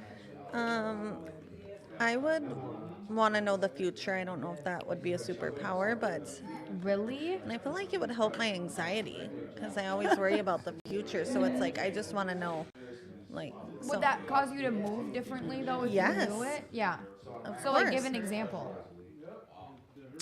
If I could know where I'd be in 2 years, and then whatever I don't like, I could know. Okay, I need to make sure I don't make that happen. I could prevent it. Yeah. If only I knew 5 years ago what I know now. Oh my gosh. I know, right? Same. But I don't think I'd want to know the future. If I knew the future, I think I'd be absolutely crippled. Yeah. Because because I know that my guy's got a big future for me, and if I knew it all, I would fumble it in the process. Yeah. Yeah. That I mean, glimpses would be nice. It might help anxiety. This would be cool. Yeah. Yeah. Right. Yeah. That'd be cool. That'd be cool. Okay. How much information is too much information? Are you someone that just like word vomits? Because that happens to me sometimes, and I get myself in trouble, and I'm like, oh shit, I should not have said that. But I also am like really quick to tell on myself, so it's like a blessing and a curse, you know? I think that's a fine line that I know I teeter is how much information is too much information. Into the right percent or Yeah. whatever. Right. So I mean, that comes with some discernment, right? To know the right people to give the information to. But I feel like I feel like there's a lot of me that nobody knows about because it's all very traumatic. And so I feel like almost like I live a little double because there's so much that nobody knows, but I'm afraid to tell too many people because if I open my mouth, I'm always like, oh shit, are you okay? like halfway through it, like, Is that too much? do you need a therapist now? Are you gonna be okay after this? Like, so I think I really that how much information is too much information is something I teeter on a lot, and I'm still trying to find that balance of speaking the things that happen so that I'm able to help somebody else but not harm somebody else. Yeah. Right. Yeah. What about for you? I don't know, like, so I feel like I'm really like private with a lot of my life. And I feel like because before, like now in recovery, I feel like I'm a little bit more open and I put my guard down, but not too much. Like for me, it's like, I don't want to get too deep with nothing. I don't want too much to be said. So yeah, I think earlier me and Becky were just saying, she was like, yeah, they were getting all like emotional and this and that, and they're just like, so I had to come out and smoke. And I'm like, yeah, I'm kind of like that too. Like if it gets like a little bit too much, I'm just like, all right, I'm gonna go this way. And for myself, like I said, I don't like to share too much if it's too crazy or too deep, you know. With your people, you do. Yeah, I guess. Yes And and no? that's very limited too, you know. Like it's Yeah. maybe some close friends or family, you know. Yeah. But otherwise, I don't like. Yeah, I'm kind of got that wall up, and that's the thing I'm working on too. Though I feel like because I feel like some things need to be talked about. You know what I mean? Even if it's traumatic stuff. And even just like in therapy and in treatment and stuff, like I was able to really like had to push myself, but able to, you know, but never too much, you know, because I don't want to feel like I'm just like fucking dumping all the shit, and then they're like they probably don't want to talk to me again, Yeah. you know. Yeah. And then I feel like now I'm a little different with it. Hearing it from people, I'll like just kind of let them tell me and let it go, you know. And I maybe I might not respond back too much about it, but I'll listen, you know. Yeah.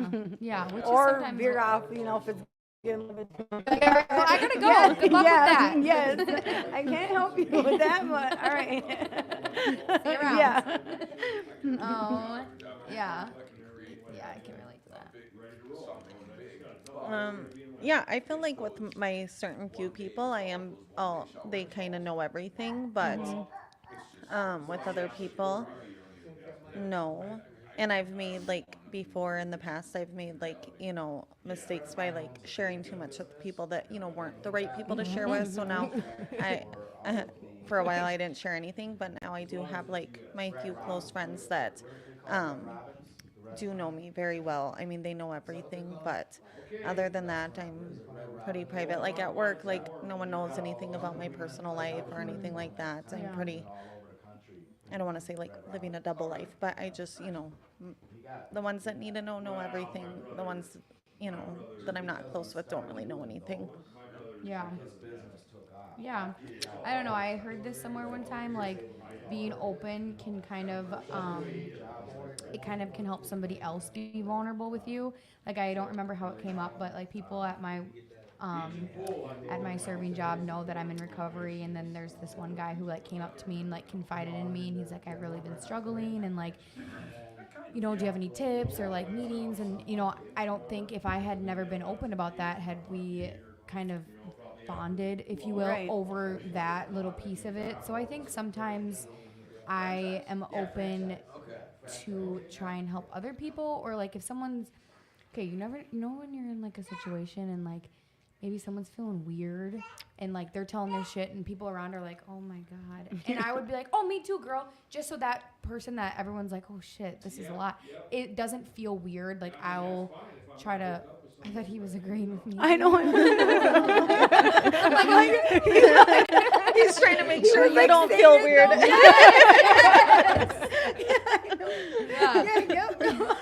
I'm like, yeah, okay, But yeah, you guys know what I'm saying. Yeah. Like, just so you can kind of like give people that like comfort, because I just have, I don't know, I'm like the underdog. I'm rooting for the underdog. Right. Under Mad Dog. Yeah. Yeah. Well, I can say with the being out about recovery at work, I had to walk into the current job I have, being open about it. It took me a minute to like, you know, shake that like, oh no, what if they all like hate me? Yeah. But it's actually turned out like totally for the good. Yeah, And all of it, actually, one of the girls that's a normie, just the other day I was in a room with her, and she was like, thank you so much for being open about this. She's like, it helps so many other people. And come to find out, she has a brother that died of an overdose. I mean, so See, yeah, like you would have never known. I would have never known that Yeah. about her. I mean, and there's another girl that just recently started working there that something was said about that I was collecting clothes for treatment center, and she came up to me when nobody else was around. She's like, I'm in recovery too. Oh, I mean, cool. so it does help other people to see that, you know, we are doing this and we can be honest about it and open about it. I mean, it also kept it from so that I wasn't listening to all the stories about everybody drinking and had to like make up some weird story of why I couldn't go. I'm just like, you know, right? I hear people talk about it and I'm like, yeah, so they're like, oh, do you want to come with, Jen? I'm like, no, you want the keys to my life, my car, my everything? Because it's about what's going to happen. Like, you can just take it all because I'm going to lose it all if I do that. So. For sure. Okay, I thought of this good question. Well, it's not that unique or anything, but what has recovery, like, what have you gained in recovery? Did we talk about this before? I don't know. I don't know. I feel like I've gained, my whole life back, you know. There's so much from relationships to, even within myself, you know, loving myself, self-respect. Yes. Being able to love other people. It brought back material things. I was homeless, pregnant, on dope, living in hotels a year ago, you know. Didn't talk to no family, didn't talk to no one. Was isolated. Like, it's brought back so many things. And then the main thing, I think, it's gave me like a lot of faith and I found God, knowing it. I believe and I trust in Him, and I know that just helped. Like, that's the main thing that I'm always grateful for and glad that like I have Him in my life. Because without Him, I feel like I wouldn't have it, you know. And I don't think I would have made it this far in my recovery if I didn't find Him, you know, and have Him. Yeah. But I didn't do the recovery. I didn't have a higher power. I didn't, I was just like, oh, I can do it. Probably halfway on the wall, like knowing I'm an addict, but thinking like I can figure it out myself. And it never worked and never lasted. So like, yeah, I think that's like, it's brought me a lot of things. So, I don't know. Yeah. Yeah. For sure. I love that. So, what has recovery brought me Yeah. back? Everything. Yeah. Everything. I mean, my son came back into my life. He'd stopped talking to me as an adult. I mean, it's different. I think it's different when your kids are like, I mean, I've never had my son necessarily taken from me, but he as an adult actively made the choice to not answer my calls and not spend any time with me. And that was like a whole different level of trauma, discomfort, like insanity. It's brought me back. I mean, everything. I have a relationship with God. I didn't have a relationship with God before. I honestly, it's what kept me out of the rooms before. When I would hear God, I was like, yeah, not for me. It couldn't be for me. There's no way. And the God I knew was judgmental and pointed his finger, and you had to do everything buttoned up perfect, and that was surely wasn't me. But it's brought me back my family. All different parts of my family. It's brought me friendships that I didn't have at all before. I didn't have any real friends necessarily before. I had people I used with, and then I had a lot of solitude. Yeah. I was the girl that literally would not leave her house for 2 weeks at a time Yeah. in the last few years of my addiction. Like I wouldn't see another soul, unless I bumped into somebody at a dumpster late at night. That was like all I would do. It's brought me back everything. This Thanksgiving, my parents came up and spent the week with me, and I hadn't spent a Thanksgiving with with family in years. I can't even tell you how many years. It's brought me. The list could go on and on and on and on that it's brought me back. It's brought me back my career, the career I walked away from that I didn't think I'd ever go back to, because I didn't think I was ever going to be healthy enough to be taking care of people again. And I have that now. It's amazing. I mean, I have a home, I have a car, everything, everything but Christ. My relationship with Christ is number one in all of it that it's brought me. Yeah, that's cool. That's what's maybe the woman that I am today, that I like her. Yeah, I like her too. Me too. Yeah, everything for me too. I have a job now, thanks to my recovery, a house. I have my daughter. I lost custody of her in my addiction, and I have her back. And then I have things also that I never had before, even before my addiction, that, I've been blessed with in this life. So, I never really had a relationship with God even before addiction, but now I have that now, and that is something I never really had before. So it's not something that I necessarily lost, but it's just something that I never had, and then I gained through recovery. Like I said, my friends, and I know 100% that they just care about me and want the best for me, and they don't want anything else. So I've gained amazing friends in this. And then also I think just like addiction has, trickles down and affects other things, I think recovery does too. I never thought anyone in my family would ever be sober, and my mom's sober now, and I never thought that would happen, and I'm not saying it's because of my recovery, but that's also been a blessing that I've gotten in recovery. So yeah, so many things. But you knew some shit happened, right? Yeah.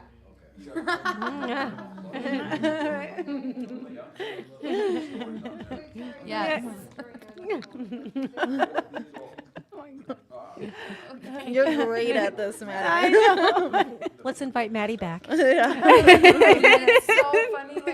I will go out to eat with people, and they'll be talking to me, and I'm listening to their- oh people's my God. conversation in the booth over there, and I'll be like, do you hear their grandchild just?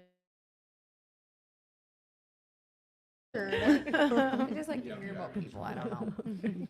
Their grandchild, they're graduating. Okay, so what are you guys grateful for? Let's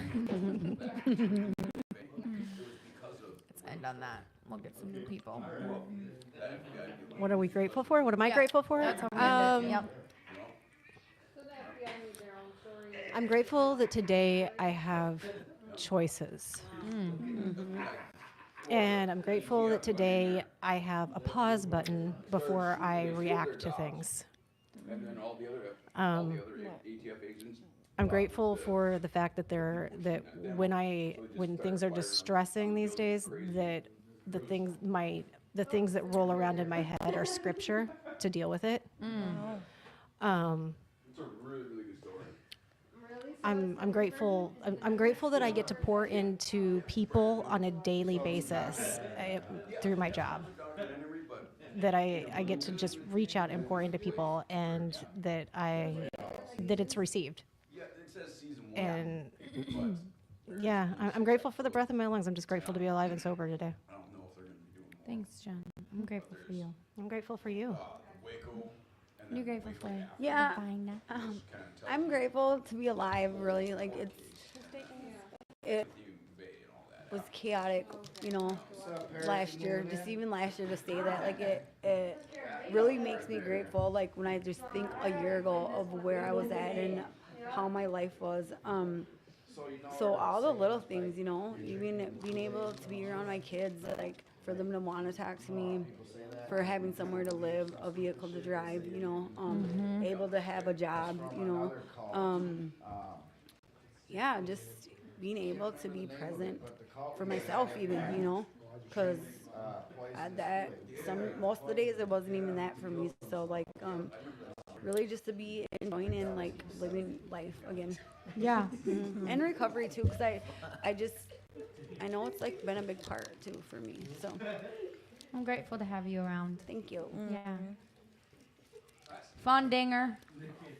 Yeah, same. Everything that I've gained, and just grateful that I feel like through all of my recovery, like even though some of the times were really, really hard, and when I came, I was just so broken and everything, but it's like I am actually grateful for that pain and that time in my life now, because it really did make me so much stronger and actually showed me how strong I am, where I'm not scared of certain things like I used to be, because I've went through it and I know I can make it through, and I know I'm not alone. I know I have God and my community and my friends and family. So yeah, I'm grateful for the good times and the bad times that I got through, and thank you. Thank you. I'm grateful for What are you Fonda. grateful for, Maddie? I'm grateful for, I'm just really grateful in this past week, the people in my life have really showed up for me. And I'm just truly so grateful for the people that I can count on. And yeah, I'm just grateful for another day. I'm grateful to be healthy and safe and to be sober. Right? Are you done? Yeah. I'm trying to deafen up my listeners. Yeah. Thank you guys. Probably so. Thanks. I can get up myself. Wow. Thank you, Maddie. Thank you, Tim. I've already been on there. I was up there. All right. I just got out of that seat. Killed it. Yeah, you did.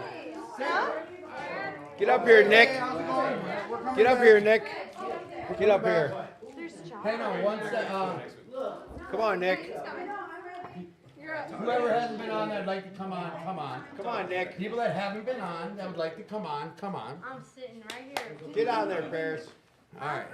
So, Ain't nobody there. look who's back in the house. Some girl who wraps up the cord on the chair. Tim's back. We got Nick. We got Dustin, and we got Hand on her hips. Go ahead, get on. We got to hear about you guys. Sorry, bro. I'm glad you guys were here, and you'll be back next Friday? All right. We'll be here. Sam, thank you for being here. All right. This is the transition time of the show. This is when the real famous people hit the block. Uh-oh. Uh-oh. Who we got going here? All right, so we just had Maddie on the show who killed it. And now we got Dustin in the house, and we got Nick. Could you guys please introduce yourselves, even though I think you already did? I'm Nick. Hey, Hi, Nick, Nick. welcome to the show. My name's Dustin. I'm a drug addict. Dustin, welcome to the show. I'm Paris, and I'm back. Welcome back, Paris. Okay. Ooh, did your sis leave, man? I think she did. She was supposed to be on because Paris just said, I don't care if someone hasn't been on yet. All right, so I got... Fonda's right there. Oh, hey. All right, so check it out, guys. We had some questions come in, and I appreciate everyone that does utilize my phone number and sends me questions. That's cool. This is an interactive show.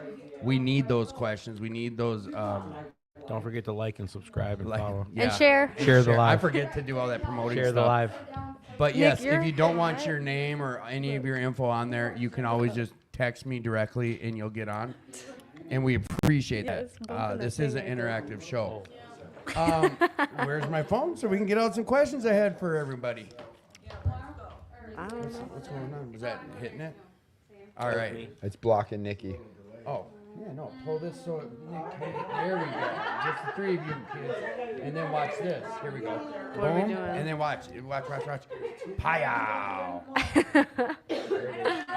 just gotta be careful because it'll mute Maddie it. likes to read the comments, she said. Maddie likes to read the comments. That's why I had it down. I know you told me to open it up. Wish I was there. Might swoop down next week. We, like I said, anyone who's got ideas for the show or anyone who wants to see it go a direction, you just gotta let us know. It is interactive once again. Everybody type in where you're texting from. I like to see whether, because like one day there was people coming from like Australia. If Yeah. you're in Minnesota or whatever state you're in, post where you're at. My Shout dad it. and his wife are watching from Oregon right now. From Oregon? Yeah. So throw up the O. Oh, gee, Throw up the O. Orgo. Okay, so here we go, boys and girls. What's the hardest lesson you've had to learn in recovery, Dustin? Oh shit, me? Yeah. Yeah, you. You can't please everybody. Yep. Please elaborate. With a story or just detail that?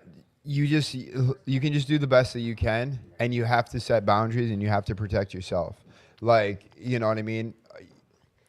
When we come into recovery, at least when I did, I had so much shame, guilt, whatever, that I tried to, just do everything I could for everybody, and it just doesn't work. You have to set boundaries. You have to do the best that you can. You have to, and you have to make time for, you have to, when it comes to relationships with friends, significant others, children, all of the above, if somebody's important to you, you have to pick up that phone and you have to FaceTime, you have to call them, you have to, what's up, are you good? I tried about that last week. Yeah, You shared about that last week with reaching out versus just a text message. What's your take on that? And keep going with your boundaries side. Well, it's just for example, with my daughter, if I'm at work and I'm busy and my phone rings, I'll answer it. I'll be like, are you good? And, yep, all right, I love you. I'll call you back. You know what I mean? And I just want the people that, it's two-sided, right? Because it's I want people to know that I'm going to answer. But also, if I try to get on bullshit and I try to go back out to using, there's 20 people that I talk to through the week. They're going to be like, where is this dude? Has anybody talked to this dude? We should probably go check on him. Yeah, people hold you, not so much as accountable, but people check up on you. Right, because a lot of us, are very good at just hiding in our houses and being like, oh, I work, I've got kids, I've got school, I've got this, I've got that. Yeah, motherfucker, we all got shit. You are not special. These dudes. Huh? Young Chris is in the house. But here, on that same topic, though, how were you able to find it? Where you find the time for all these things? Is it a situation where you got to see what's most important to me, or do you have a chart where you write down, all right, 20 minutes for kids? No. Talk to us. It's when there's an opportunity, right? So on my way to work, it's 20 minutes from here to the house. So I'll be driving. Hey, I better check in on Nick, or I better, I'll just pick up the phone and just make the little, you know what I mean? And it's like with my daughter, she's 16, so she's got her own life. She's got her own shit. And so the other day, I just hit her up and I was like, hey, do you want to go to a show with me? And she didn't work that night. And so I knew I had to pick my shots, right? I can't call her on a Friday and be like, you're hanging out with me. You know what I mean? Right. She's got her own life. So it's you have to pick your shots and you have to not take it personal, right? hey, everybody's got stuff going on. Like, I know Fonda's super busy, right? But it's like, I'm just kidding. You know what I mean? But it's like, I know what that is, right? Because I've done that recovery where I just sit at home and I'm busy, I'm working, I got school, I got kids, I got this. I got all this stuff going on. But like somebody pointed out to me, like when I walked into these rooms, there was somebody sitting here. So there could be a guy in this room that needs somebody. There's a girl in this room that needs a Fonda, that needs a Paris, that needs any one of these women in here, right? Because if there's not a Fonda, a Paris, a Miss Gracie in here, what's going to happen? A girl with 2 weeks is going to walk in here, and 7 creepy dudes are going to be, oh, hey, I'll give you a ride home. Hey, girl, what's going on? You know? Right. No, it's That's legit why, what you're like, saying. these women need to be here for these other women, and we need to be here for these. Like, there's a guy in our men's group that, you know, is kind of struggling with some stuff right now, and I don't think he sees it. And like I told him tonight, I'm like, dude, I'm not busting your ass because I don't care. Like, I want you to do better, right? So I'm going to be in your ass. And until you do better or you decide that this isn't for you, this is what we're going to do. Well, then on that same topic, like Nick, boundaries. How does a guy figure out boundaries in recovery? How did you figure out boundaries in recovery? Well, you have to, I mean, a wise person told me a long time ago when I was trying to, you know, when I first got out of prison and like I was still reaching back towards like friends that were like, you know, I'm sober, but my friends that I was getting high with were still, you know, they were still getting high, but I'm trying to bring them to the sober life. Right. And somebody told me, yeah, I mean, that's a cliche. You know, they're gonna get you high before you get them sober. It's not a cliche. You know? It's not. You know what I mean? But I mean, like, it's serious. It's serious business. When we were getting high, we didn't give a shit. No.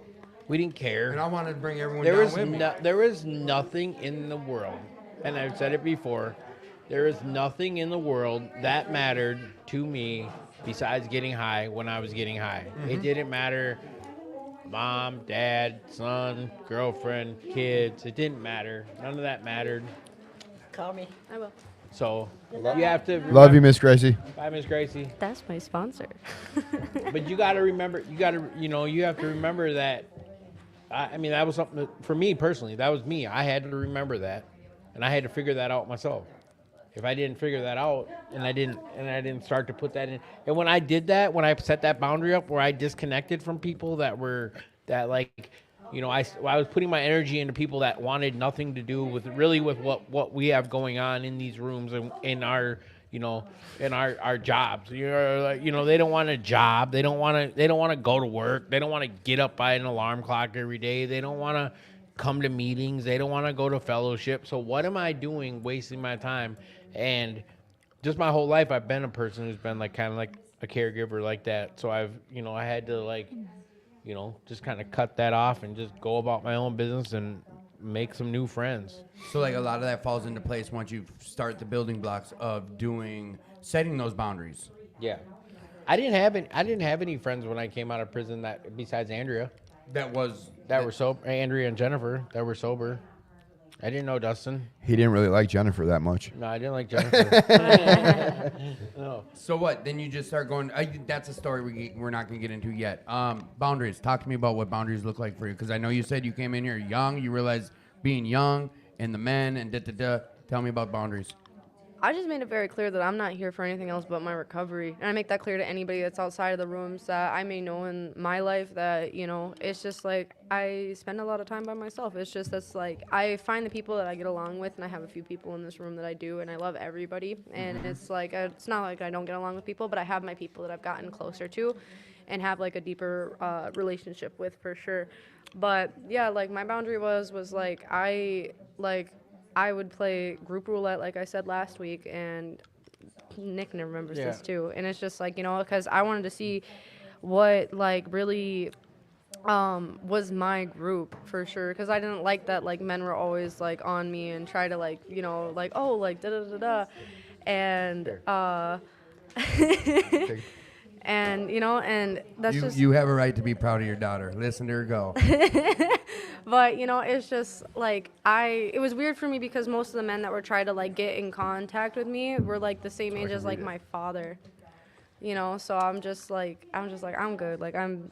So it was like that's what I did, and then I follow my own rule, which it should be like people could do what they want, but for me, I'm very much like women with women, men with men. That's what's up. Yeah. We start to like, there's things that start to happen like when you get a strong group of people. Yeah. I don't know what your women's group is that you're like surrounded with, but like we have like the men's group that we're a part of. Like we've shared our highs of highs and our lows of lows. Yeah, that's like kind on of a daily basis. That's kind of how like I am with at least like my sponsor. Yeah. And that's Miss Gracie, and then the only other people that I'm very like much close with in this group is like Will. Like Will. Would is you one say person you're I'm real close- guarded because of the experiences you've had I would in say these rooms? I'm just guarded in general because of the experience I've had in life. Being Amen. young and also just like having parents that were also like addicts and stuff, like I always had to protect myself, have a guard up for myself. So that was something that I've always just kind of had. And like coming in here, for sure, like I just made it very clear. Like I'm pretty sure you guys remember when I first came into the rooms, like I would always say like I'm here for my recovery and nothing else. Mhm. And that's why I was just. Oh, so all the guys heard you and just left you alone then? Yeah.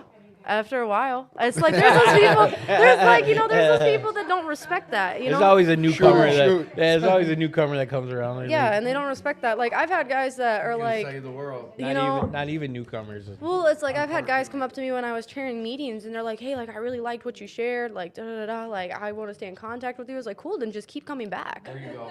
I I was think that's a like- good piece of advice for other women too. If a guy does say something like that, a great one is, well, you know where I'm at. You see where I'm at a meeting. 13th step, and look at Dad knows all about this whole program. Yep, dad huh? and wife actually, because they're both in recovery. My dad has 3 years, or no, Let's my go, dad has Dad. 5, Let's go, and then Jasmine has 5 too. Let's go, Jasmine. So you know what this looks like. Yeah, I do. A lot of like my mom is also in recovery. My dad is in recovery. You know, his wife is in recovery. So I have a really strong like group, like home So group. I have a side question that's gonna go for everybody. Yeah. We're in recovery, and like myself, I can speak for myself, but I want you guys to share about this too. Is I burnt bridges before I came in, and a lot of that had to do with family bridges. How does family incorporate into your recovery today? Go. I honestly just like I have a very big family, and a lot of my family still really struggles with addiction. It could be drugs, it could be alcohol, it could be whatever, honestly. So it's like for me, I don't really talk to my family as much as like I wish I could, but it's like they don't respect what I'm doing, and they talk down about it, and it's like that's why I'm just like I talk to my family members that care, which is my mom, my dad, his wife, my brothers, and like because even then it's like I lost my sister because she don't want to talk to me right now. Like I mean, they're like for me, my family's watching, from a distance. They're Mhm. I mean, like my immediate family is there. We're we're close. Yeah. But sometimes you think, the ones that are kind of on the outskirts are just watching. They're just waiting. I think You it's know, like they're- yeah, they're- yeah, they're. Like I think it's like that's why it's because they kind of like they see a pattern of who I am and stuff, and they kind of what I think is not fair is that they hold what like my parents have done, and I'm gonna do the same thing. And I'm like that's not true at all because it's like I'm my own person, and the way I do it is completely different. For me, I have to remember too is like there's two things. This is two parts. This is one is just because I change doesn't mean anyone around me has to. No. Yeah. I have to remind myself that all the time. Yeah. And the other piece is that. Well, that's why I respect the fact of what other people's lives are for sure. It's like I'm not gonna sit here and disregard and be like, well, that's not good. Like it's your life and you're gonna figure it out one way or another. It's just like I just let them live their life and I have mine. Like that's the best way I can do it. Is like, just I don't disregard people because it's like not my life isn't comfortable for others and their life isn't comfortable for me. So Right. that's how I look at it. You And know? I went through recovery. They didn't. I have to remember, like, they don't understand exactly what I'm doing, nor should they have to. Just because they're family doesn't mean they should have to. Right. They don't know. They don't know what I'm going through or the changes, the things that have happened. I mean, the things that we share in group and in meetings are personal. They're personal to meetings, right? I mean, Yeah. they're personal to meetings. Yeah. Look at Dustin getting his calls. Yeah, I thought he just mic dropped mad that I didn't ask him about family and recovery. Maybe it was his family. Let's call him right now. You good? So, See? Nick. Yeah. Would you think Dustin could answer that? No, I'm fucking with you, Dustin. How has it been with you and family? Like, do you have support from family? Do they understand what you're going through? Like, how do you interact with family while being in recovery this time? Yeah, I got. I'm not talking about your kids. No, I've got huge support, right? Like, but you know what I mean? Like, I mean, yeah. Do they understand? I don't need them to understand. You know what I mean? Like, I just need them to know that I'm doing the best that I can. I can't change what's happened in the past. The only thing I can do is work really hard not to be that person again. And so I work really hard to not be that guy. So, but yeah, I mean, I've been very lucky, you know, like my daughter's mom, you know, has never in 16 years said that I couldn't see my daughter as long as I was sober. You know what I mean? Like, she's brought her across the country to visit me in rehab. Like, you know, she doesn't have to do that. You know what I mean? Like, she owed me nothing. Right. You know, she used to bring her to prison to visit me in prison. Like, she didn't have to do that. You know what I mean? She used to bring her to the county jail to visit me there. Like, she didn't have to do that. You know what I mean? And you know, my mom, my grandma, my family, like, it's a double-edged sword, right? Like, what do you do when your kid's in jail? Do you put a couple dollars on their books just to make it easy, or do you say, you know, get fucked? You know? Yeah. No. It's a double. You know what I mean? Because you want. I mean, it sucks being in jail with no money, and so it's like if you got somebody that will drop a couple dollars, but it's like, are you enabling them or what are you doing? Right. Do we go to tough love or is it enabling? I guess in every situation could be different depending on what the circumstances are. That's why it's easy to ask like your situation. Well, like for example, right? Like my dad always told me, like, I'm here. You need to talk. I'm here. But financially, you know, when I was in jail, he's like, you got yourself there, figure it out. And, you know, it was hard at the time, but it's like, I see what he was trying to do. You got yourself into this mess. You thought you were Mr. Big Nuts when you were running around doing your thing. Now figure it out. I get it. I get it. He is Mr. Big Nuts. Oh, he is? Yes.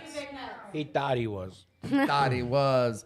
All right. Boundaries and family. Now, we had families say being accountable and honest and learning to forgive. How do you deal with forgiveness in recovery today, Nick?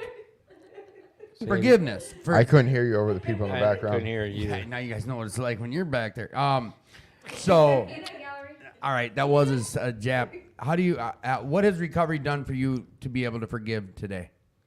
Well, if it has done anything. Well, I had to forgive myself. How does that look? What do you mean? Like, I have to forgive myself for I have to forgive myself for the person I was when I was in active use. The person I am now is the person from the past. When I was, like, if you go back 8, 10, 12 years, and I envisioned what my life was like, I mean, this was it.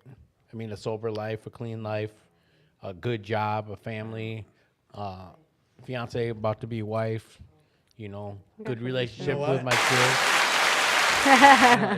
Good relationships with my kids, with the kids, you know. People that rely on me, people that depend on me, people that, you know, are in my life. So I had to forgive myself for putting myself through that torture. To grow, like, sometimes you grieve, you know, you have to grieve the loss, you know, you have to grieve that a little bit, you know, you have to, the person that, you know, and it wasn't, like I'm saying, like 10 years ago. So there was like 10, maybe even longer than that, you know, from the first time I went to prison when I was 19 years old. You know, I envisioned, you know, when you're walking the yard, man, I'm going to get out, man, I'm going to get a good job, and I'm going to, you know, figure my life out. But then I didn't get sober till I was 37, 38. I thought you were 27 now. 36, or whatever, however old I was 6.5 years ago, 36. You know, it's 18, 19 years of torturing myself. You know, every time you go back and get high and you get fucked up and you know, stick a needle in my arm, I just push the dreams of who I want to be farther away. And was it just that much easier saying beat yourself up more? Yeah, Like you just beat yourself. Yeah, Yeah, you just beat. You know, that's just those core beliefs, them core. Them core. You know, your core beliefs where I'm just a piece of shit. Anyways, I don't deserve it. Oh no. Dang. Our audience said they couldn't see you guys. Does that mean that it's over? No. I know it's just like when the lights are. Yeah. No, I'm sorry, you guys. I'll do my best. We'll get better camera next month. When I get my allowance. Yeah, get that rent. Get that rent. Yeah, I get my EBT comes in. I meant whatever. So, Dustin, how did you forgive yourself? Have you forgiven yourself, or was it something you struggled with? Forgiveness. I beat myself up for all the things that I've done, but then I realized like all that's doing is just digging the hole. Like the biggest, all these cliches you hear in recovery, they drive me nuts, right? You got to stop digging. You know, you hit your rock bottom when you put the shovel down. And all that stuff was stupid, and like, but it's true. Like I had to stop. Like I was living in the problem, not the solution, right? Like I can sit here and poor me, why, blah, blah, blah, blah, blah. But it doesn't matter. It ain't gonna fix nothing. All it's gonna do is hinder the future. So I had to step back and be like, okay, I've made bad decisions. I've hurt people that I care about, blah, blah, blah, blah, blah. And then from this moment moving forward, I have to take a deep breath, and I had to learn, like, if anything that, like, people, places, and things, right? If that's what my recovery is based off of, people die, places burn down, and things can be stolen. You know what I mean? So I needed to build my recovery on things that couldn't. And whatever that looks like for you, you got to figure it out. And then I also had to realize, like, I have no control over what happens, right? The only thing I can control is how I react. So when guys come up to me at meetings and hit on me, I can either punch them in the face or I can just say I'm here for the meeting. You're just making sure you guys are listening. Amen. Yeah. That was a good one, Dustin. You know what? So, Paris. Yes. What's the biggest struggles you've dealt with in your recovery, and how have you gotten over them, if you have? Higher power and just feeling lonely too. How are you dealing with them? So I just kind of like, for me, I was like, the hardest part was just trying to find a higher power when I first got sober, because like, you know, for the longest time I didn't like really believe it. And also like I had a couple relationships where like they would like they weren't the healthiest, they're super toxic and very much like just not good. So it turned me away when these people that were like really not the best people were like preaching this stuff. I was like, I don't really, you know. So when I got sober, when I came here and people were talking about like, you know, like higher power, stuff like that, I just kind of was like very much like I was very much like, at first I was like, I don't know like where I stand with it. Like I believe in something, but I don't like, I just haven't ever found like the actual power to like give it over. You know what I'm saying? So that was something that I struggled with for the longest time. And then I found it, which is like, it's gotten better. But the loneliness part, I still kind of feel that way. That's something that I still feel. I don't feel lonely in my recovery because I know I have a good support system. I know that I have people here that care about me. Like if I'm not here, they call me. So like, it's just also like, it's just being young is like not having people around you that are your age that are doing the same stuff and that are willing to do like, you know, because when I first started coming in here, I had a friend and she was great. I would bring her with me, but like, you know, she just started doing some stuff and I was like, I can't control your sobriety. I was like, that's your sobriety to control. I was like, I was happy that she would come with me, but I also just learned the boundary of like, this is my home group and I don't want to be looked at as like an ass because I'm bringing people in here that are going to make me have my reputation just like kind of like screwed up. So, you know, that was just like something I struggle with. I still kind of struggle with it because it's like I do a lot of stuff on my own all the time. Like I go out to eat alone. I just do my errands alone. Like Me and Nick like to eat. Call us. Well, I have him on Facebook. I don't have your number. I have you on Facebook. But You're I not your number. getting at these guys at all. Hey, lady, I'm here for the meeting. Calm down. So am I. No, but I mean, here's the thing that like I would love for you, Paris, to just walk around a meeting and ask anybody, do you wish you stayed at the recovery at 19? How old are you? I'm 20 now. I started when I was 19 years and old. think of what your life, if you were 19 and you could be where you're at now at 19. I'm telling you, old son. Whew, It just makes you feel old, but it's like, no, it's like, no, I mean, like, for real. Like, I went to prison when I was 19 years old, like my first case, you know, and I didn't figure it out till I was 36. Right. You know? When did you stop doing that, though, Dustin? What? Saying that to yourself. Because that was something I did for the first few years of my recovery. It's like, God, if I'd have done this when I was 20. Yeah, I mean, but here's the deal. Like, whatever you believe in, like, if I would have got sober at 19, my life wouldn't look like what it looks like today. No. Right? And I'm not saying it's good or bad or indifferent, Yeah. but No, most definitely. but like my life played out the way that it needed to play out, right? And I'm grateful for that. Mm-hmm. But if I would have got this at 19, and it's a catch-22, right? Because at 19, I don't know what I know now, and the only reason why I know it now is because I screwed up for 20 years. You know what I'm saying? And so, but on that being said, like if I would have spent 19 to 32 when I got sober, there's a lot of heartache in that. You know what I mean? And the worst thing in the world is sitting in a prison cell and somebody, hey, I mean, I've seen it. Hey, your mom passed away. Yeah. Your dad's dead. Yeah, your kid got in a car accident. Stand up for count. You know, whatever. You know what I mean? Like, I never want to have that feeling of not being able to be there if I'm needed. Yeah. So, and I'm not. It's what it is today. Like, Yeah. we are at where we're at, and the reason I even asked that for you, Dustin, was like, I get it. I wouldn't change a thing right now. I wouldn't. No. Because I'd be in fear that I wouldn't have what I have today. Right. If something changed. Nick, did you have hurdles in early recovery? What were they, and how'd you get past them? ISR. I had legal hurdles. I mean, with your recovery, that really challenged you. No, seriously, what was tricky for recovery for you? Like, what was something that like always popped up? Was Did you start in a sober house? A good one? I mean, the hurdles to stay sober. Yeah. The hurdles that I've had to stay sober, I feel like I kind of pushed those to the very bottom of my list this time once I got clean. I haven't had the urge to use. I haven't had the urge. But the reason why is because I'm surrounded with good people. You know, the hurdles were asking for help. You know. Yeah. Ask for help. Well, that's like, I don't know. That's why I like to come in here, is because it's like I see people and like I get motivation. Just like, even if everybody is like older than me, it gives me motivation to keep going, because it's like hearing the successes that people have. Everybody's older than you. But I'm saying, like. But here's the thing, though, is the plus side for you, though, is there was a girl in here the other day that was 15. What am I going to say to her? Mm-hmm. Good luck. You can relate to her more than any of us ever could. Yeah, and that's why I stay in recovery too, is because it's like I'm trying to be like a role model for the people that are my age that like are trying to get some help, or at least don't know where to start. It's like, like there's a place for everybody, and it's like, and if I can do it now, so can you. Yeah. And it's like for everybody. It's like I try to motivate people that are my age. I also try to motivate the people that are older than me to be like, it's possible at any age for anybody to get sober. Yeah. And that's what. Yeah. And that's what I always try to do. Like, when I see people that are younger than me, I always like try to welcome them and stuff. And it's like, tell them like how it goes down. I was like, don't be afraid. Like, talk to these people. Like, they'll tell you like things to help you out. I was like, they may not.